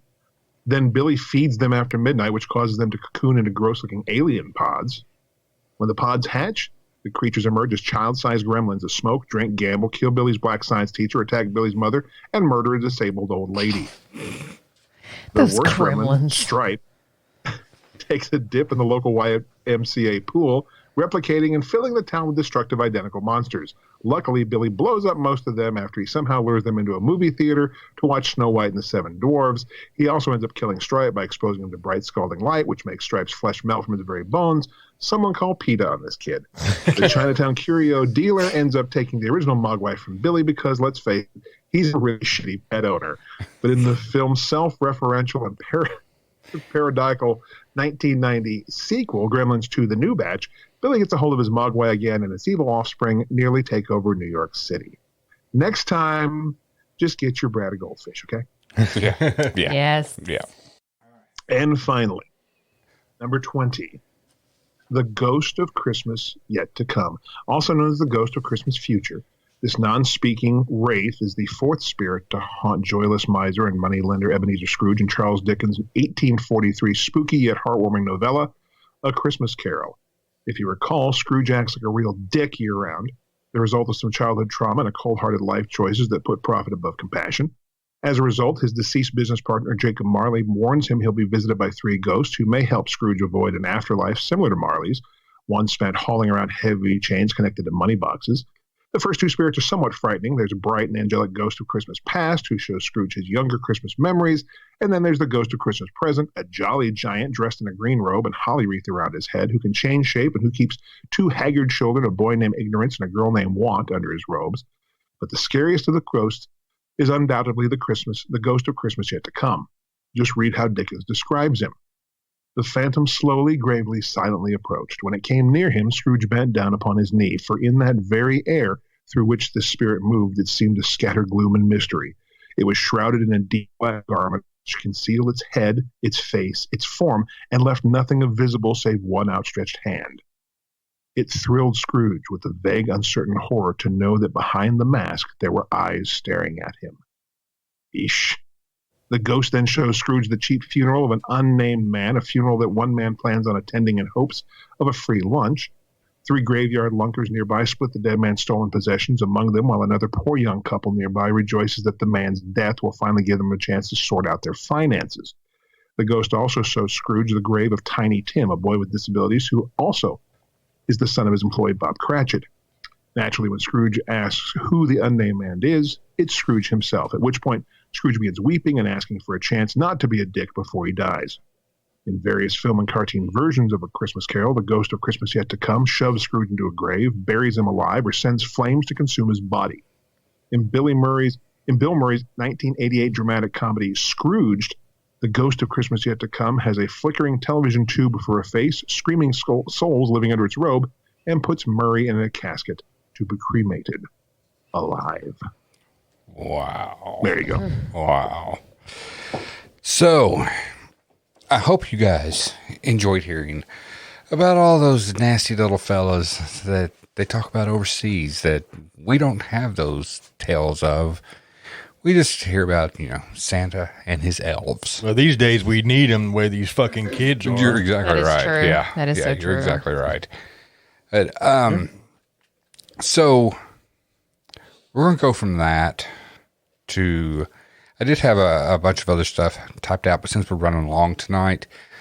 Tonight? Yeah. I'm always running long.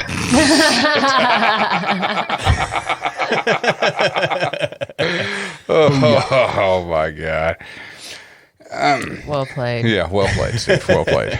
I'm going to give you guys, and I know Hockeyman and Rodent are going to love this because, Rod said, that's not what she said.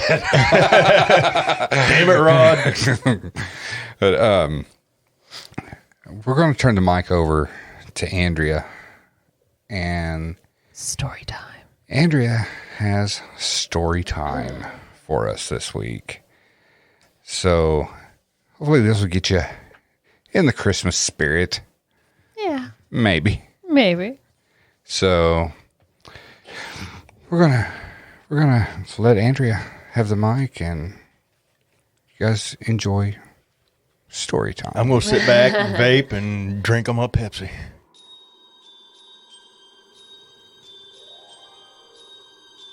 this story is Christmasland by Elias Withrow.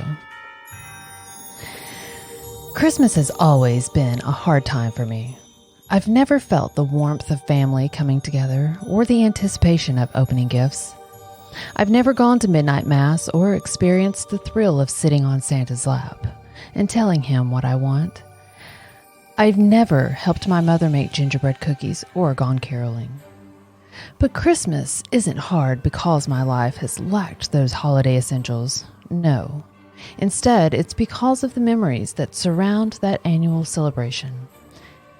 The reminder of what I went through, of what I've seen. I'm getting ahead of myself. It happened when I was 6. I was living with my mother. My father was out of the picture. Just a hateful name on my mother's tongue. I never met the guy. And to be honest, I never wanted to. Why would I want to develop a relationship with someone who abandoned my mother and after I was born? So it was just the two of us, two quiet souls just trying to make the most of our meager lives. We lived in a small house on the edge of town. My mother worked 2 jobs and couldn't afford a sitter, so I spent a lot of my time alone in the house. She made me swear secrecy and not tell anyone at school because she was afraid social services would take me away. Looking back, they probably would have if they found out. But they never did, and I spent a lot of time in a world of make-believe. I had to. We didn't have a television or even a radio, so if I wanted to escape somewhere, it had to be in my head. I didn't mind because I didn't know any better. I spun worlds and characters, imaginary friends, and silly things that little boys fantasize about. I'd come home from school, make myself some cheese and crackers, the kind of cheese you'd squirt from a can, and launch into my world of make-believe. I was a space warrior, a pirate, a soldier, anything I could think of. I'd run around the house fighting aliens or the enemy, shooting at them with imaginary guns or fighting them back with invisible swords. Eventually, the sun would set and I would end up asleep in my bed. My mother would come home around 10, check on me, kiss me on the cheek, and then rush back out to her other job, which kept her busy until after 3 a.m. So you see, she didn't have a lot of time for me. She didn't have time to get us a Christmas tree or decorate our house or anything. Christmas was just another day for me. But God, I wanted it to be so much more. I got so jealous listening to the kids at school talk about their presents, the sleigh ride they went on, their visit to Santa at the mall. I became hungry for those things. I wanted them more than anything else. I wanted to play in the snow and come rushing back inside to a cup of hot cocoa and listen to jingle bells while I warmed myself by the fire. It was all so festive, so magical. Now, I'm not telling you these things for you to pity me. I don't care about that. I'm telling you this so you understand why I did what I did. About why I went to Christmas Land. I stirred in my bed and listened to Mom shut the front door behind her. My cheek was still damp from her kiss, and I knew she had just left to go to her second job. I rubbed sleep from my eyes and bundled up in my covers. It was cold, my breath pluming out before me. Mom must not have been able to pay the heating bill this month. As I tried to go back to sleep, my mind wandered. It was only a couple days till Christmas, and I dreaded listening to everyone at school gloat about their presents and all the cool stuff they got. Buried under my blankets, I started to drift. The house was silent and dark. My bedroom door opened to reveal the barren living room. Hey, kid. The voice shattered the serenity like a hammer on the glass, and my eyes shot open. My heart began to race in my chest as I tried to determine if I had imagined the voice or not. Mom had just left. I was supposed to be alone. Psst, hey, kid, come over here. I sat up, breathing fast. I hadn't imagined it that time. It was a male voice, low and deep, but inviting. It had come from the living room. It's okay. I just want to talk to you for a second. Swallowing hard, I slid off my bed and tiptoed to my door. I peeked around the corner, trying to see through the black. Had Mom brought home a friend over and left him here? I thought about turning on a light, but for some reason, the thought scared me. What if I didn't want to see whoever was out there? What if it wasn't one of Mom's friends? Over here, by the fireplace. I squinted towards the ashy, empty space against the wall. I didn't see anyone. I was a mess of trembling nerves as I crept towards where the voice had come, keeping my head on a swivel. I stopped in front of the fireplace, scratching my head. That's better. I'm up here. I jumped, taking a step back as the voice echoed from the chimney. As I settled myself, my mind began to spin. Who was up there, and how had they gotten there? The only person I knew who went down chimneys was Santa. Fear subsiding, I knelt down and cocked my head up under the fireplace to look up the chimney. Dangling from the darkness was a long, charred hand. It hung motionless like a dead pendulum. Long fingers hung like silent chimes, the skin as dark as soot. The hand was attached to an incredibly thin wrist that disappeared into the black. "Hey, kid," the hand said from no visible orifice. I just stared at it, mouth dropping open. What the heck was this? How was a hand talking to me? And what was it doing in my house? "You're pretty brave, not running away," the hand continued, still motionless in the air.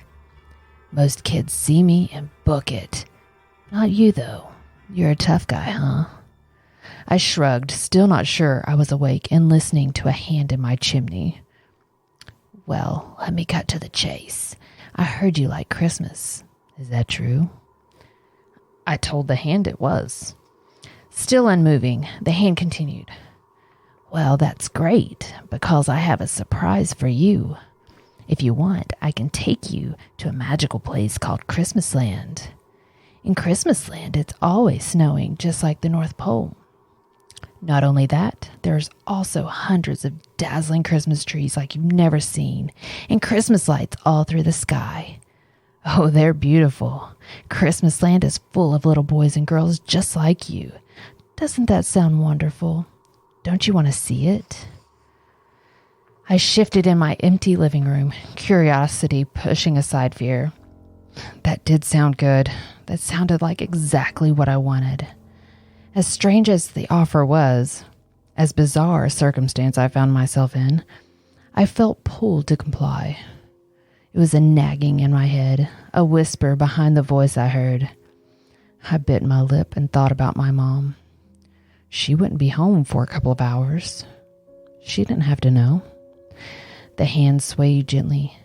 "I promise to have you back before your mom gets home. You want to see the lights, don't you? You want to play in the snow?" That I did, and honestly, I was so desperate to experience Christmas that it didn't take much to convince me. I told the hand I would come, making it promise to take me back home before 3. It promised. Smiling hesitantly, I reached up and grabbed the hand, which was now opening its fingers. On contact, I felt something jolt through me, like a quick blast of icy wind. I gasped, and I heard the hand whisper something to itself from the darkness. "Take us." Before I could respond, the hand gripped mine, and I was lifted off my feet in a rush. Darkness blasted around me, and I squinted, my eyes watering. I could smell ash invade my nostrils, the chimney squeezing in tight around my shoulders. The hand never let go, and we just kept soaring up and up and up. Up for far too long. We should have reached the end of the chimney by now. And then I audibly gasped at the light, exploded across my vision, and heat rushed into wrap itself around me. I blinked, wind tearing my eyes, and I realized I was falling. I was falling fast, and the hand was nowhere to be seen. I started to scream, realizing I was falling towards the earth from high up, impossibly high up. And everything was wrong, all wrong. I expected to see my house, my neighborhood, a dark landscape below me, but what I fell towards was nothing like that. I fell towards charred earth and dusty mountains. I fell towards pits of fire and empty wasteland. I fell towards a mass of something wriggling and screaming. As terror poured from my mouth, hair slapping across my face, I saw that I was falling towards a massive net, dangling over the earth, filled with screaming children. When I registered what it was, I had only a second to cover my head before I smacked into them. My breath was crushed from my lungs, and I felt bones break under me as I made contact with the other kids. I felt my shoulders scream with pain, and I wriggled on top of the pile as hands reaching for me, tried to pull me under, tried to get me off of them. Faces stared up at me, terrified, tear-streaked faces. Confusion and horror crashed together in my young mind like two trains on the same track. I didn't know where I was, what was happening, or what I had just fallen into. I kicked at the hands grabbing me, frantic to be free from their touch. There were hundreds of kids below me, most of them crushed and dead from the weight of those above. I rolled over and pressed my face against the mesh, looking below us. Blood dripped from the bottom of the net, and I could hear the slow grind of breaking bones in the air. And then the net began to move. I gripped it and pulled myself into a standing position, face pressed against the fibers, desperate to see where I was.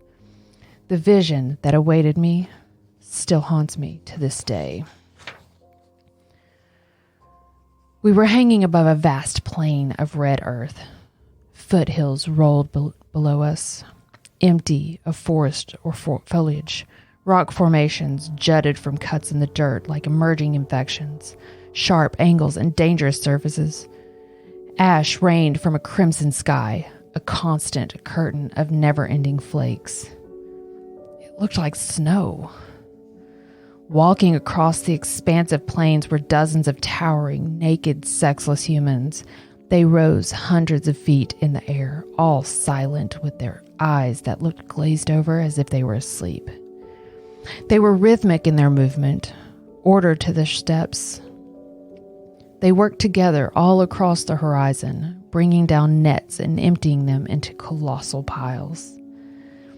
Dozens and dozens of human mountains scattered across the horrific world. Bleeding cairns screamed and howled in the wind. I watched in devastated horror as the children were emptied from the nets and tumbled down the piles, still fighting to get away. Even as they did, one of the enormous humans would come forward and kick them back, killing them in the process. When the piles were high enough, an enormous blazing rock was set at the top to begin a slow burn down the mountain of flesh. In a sick way, it reminded me of a star atop of Christmas tree. The orange and red stone lighting the pile with disturbing color.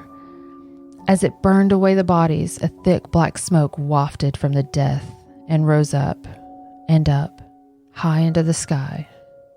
My bloodshot eyes followed the dozens of plumes of smoke towards the heavens, and for a second time, my breath was robbed from my lungs.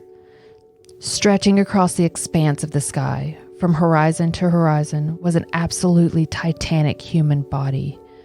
It was naked, like those below, but its skin was pale, almost white. Its hairless torso peeked in and out of the black smoke and cloud cover, winking down at us from an impossible height. Its head was bald, and its moon-sized eyes were closed and unmoving. Its mouth was a long line across its face, a pasty trench of overwhelming size. And it just hung above us all, still and silent. Peeking around the colossal body was the broken remains of a destroyed galaxy. Half-alight planets and stars hung miserably across the vermilion heavens. Entire worlds cracked and crumbling through the solar system like blazing comets. And that's when I noticed something. I noticed the motionless body in the sky was absorbing all the smoke and death through its nostrils, like black holes sucking in all matter. And the more it breathed in, the more it began to take on a color. They were trying to wake this thing back up, revive it from whatever state it had fallen into. Before I could even digest all of this, our net dropped and I was falling once again. I heard my voice join the others, screaming, howling. We were being emptied onto a new pile of children. I hit the squirming mass with a thud and felt myself slide and somersault down it. Hands clawed at me as I tumbled, rolling further down, until finally I was at the base of the flesh mountain. The ground shook as one of the massive, sexless humans approached carrying a blazing boulder. Me and 3 other children began to run, hauling away from the pile as fast as we could.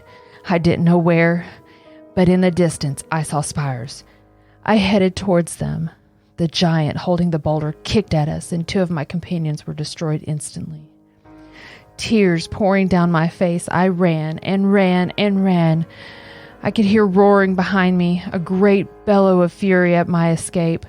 I didn't stop, didn't care that I couldn't breathe, didn't notice the burning in my throat as I inhaled ash and soot.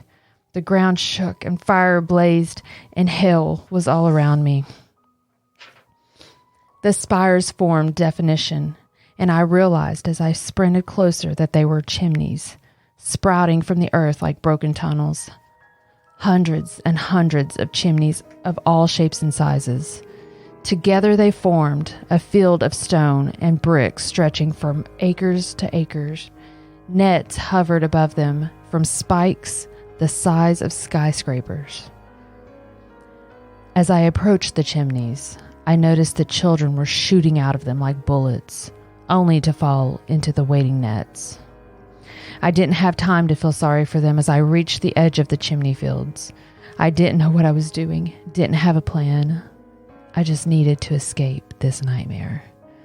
Tears rolling down my cheeks, I scrambled up the shortest chimney I could find, brick licking my skin and drawing blood. My ruined fingers dug into tiny holes, and I pulled myself up, weeping until I was sitting at the lip and looking down into the empty darkness below. Sobbing, I said a prayer and took one last look behind me.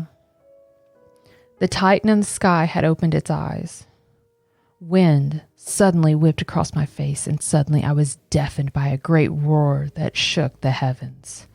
The giants below fell to their knees, hands upraised as the very vault of the universe began to open and shift, shaking reality in an explosion of color and sound. Gripping the top of the chimney, screaming into the gale, I rolled forward and into the open jaws of darkness. I fell down, down, deep into the long neck of the chimney, and listened to the world end and be reborn behind me. I fell until all I knew was darkness. When I eventually woke, I was lying in the middle of the road, surrounded by police, paramedics, and a very concerned crowd. Red lights flashed across my blurred vision, and I blinked back black. Questions rained down on me, worried voices that became jumbled to form a roar of noise. I looked down at myself, and I saw I was covered in blood and ash, my clothes hanging from my body in burned shreds. I fought against paramedics trying to shove an oxygen mask over my face and screamed for my mother, fear and horror consuming me. I blacked out soon after. I awoke a few days later in a hospital bed, my mother's tear-streaked face staring down at me. Mercifully, she held her questions back. Instead, she hugged me tight and kissed my face, whispering her love. It wasn't until I was released a few days later that I was told what had happened. According to the people who found me, I had suddenly appeared in the middle of a highway 3 states over from my house and home.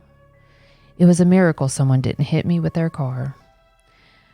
My mom took me home and for years didn't ask questions.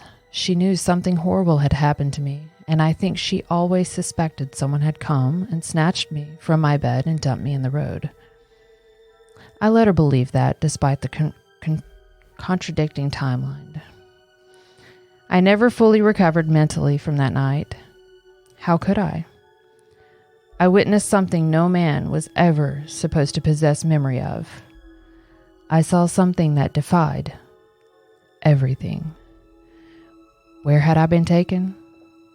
Where was it now? Was it some distant future or some alternate plane of existence? And just what was that thing in the sky? And where was it now?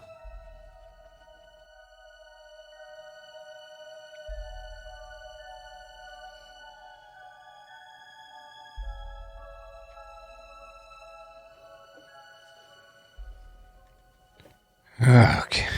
And happy holidays. That was fucking disturbing. Wow. Sleeping for a while. You're welcome. Wow. Do we know who was the author of that? It's Elias Withrow. Yeah. Same guy that did the Black Farm. Yeah, that first story I read. Okay. Yeah. Wow. He's got skills. Yeah. I love his. I think I'm going to actually reach out to him and see if I can have him on the podcast. I mean, I love his method of writing. Very detailed and very, definitely he pulls you in. Yeah.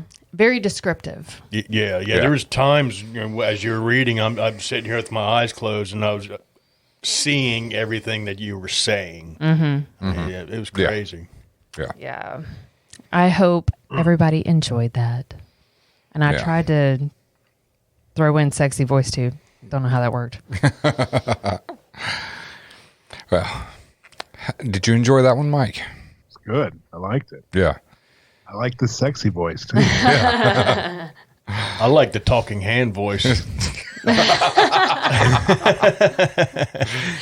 I mean, that was my whisper. Well, Steve was talking to his own hand while you were. Yeah, some of that story, kind of sounded like a Christmas porn. That's all I'm going for. Christmas porn right there. Mike. What? He's taking Christmas porn to a whole new level. A whole new level. Rodent. Really great job. I would have stumbled over myself like 100 times. Yeah, she likes to read. I love reading. I stumbled at the very end. I was like, damn it. Now, what movie was Christmas Land from? It was a Hallmark movie. Yeah, there's a Christmas Land Hallmark movie. And then there was also Christmas Land in the Nosferatu series. That's what it was. Yeah. Yes. Yes. But yeah, and if you guys haven't seen Nosferatu, it's available on Shudder as well. But it was an A&E series, I think, or an AMC or A&E, one of the two. Christmas Land, that was in Nightmare Before Christmas as well. Oh yeah. Yeah. But in Nosferatu, Christmas Land is where that Nosferatu would take these kids and he would put them there, and they were dead, and they could not leave this place. And so he would bring them people and feed people to them. Like they would drop off people, and they would just jump on them like a pack of wild wolves and eating these people. But, they were vampires, weren't they? Yeah. Yeah. So awesome. Was it Christmas awesome Town show. or Christmas Land? I can't remember. In what?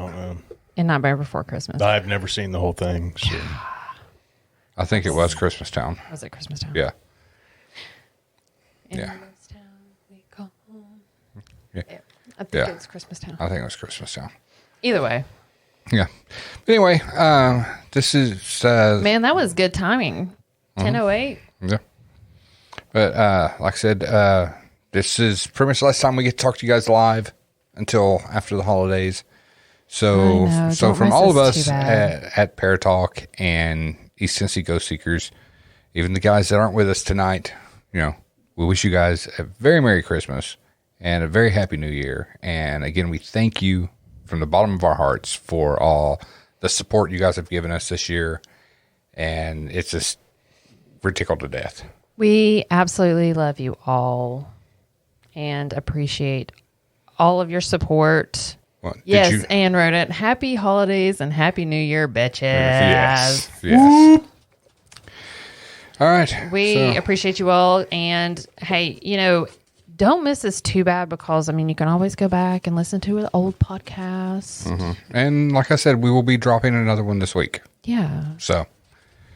I don't know. We Just might won't get be bored live. or something. We might find another day since we'll be off. Yeah. But, I'm going to drop one this week, and then we will probably drop one again the week of New Year's. So I don't know if it'll be live. I know this one won't this week. Yeah. But the week of New Year's, it may be live.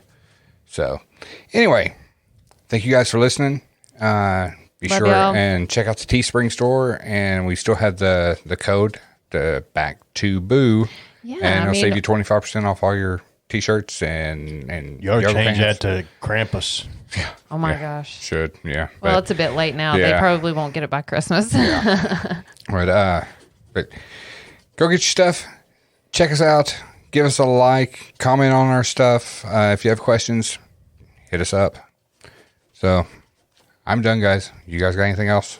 Good. I'm good. Oh, I almost forgot to say, gobble, gobble, motherfucker.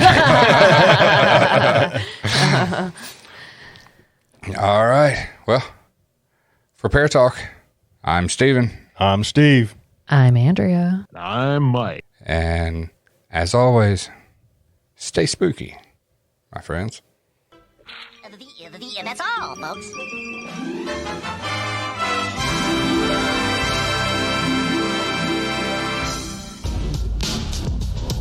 You've been listening to Paratalk with the East Tennessee Ghost Seekers. If you have a question or comment about the show you've just heard, or you have an experience to share, or you need to contact us concerning an investigation, feel free to email us at etgsparatalk@gmail.com or call 865-264-0448. That's 865-264-0448.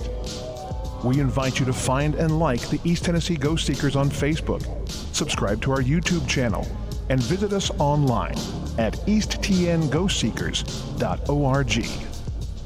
Thank you for listening, and we'll see you next time on Paratalk.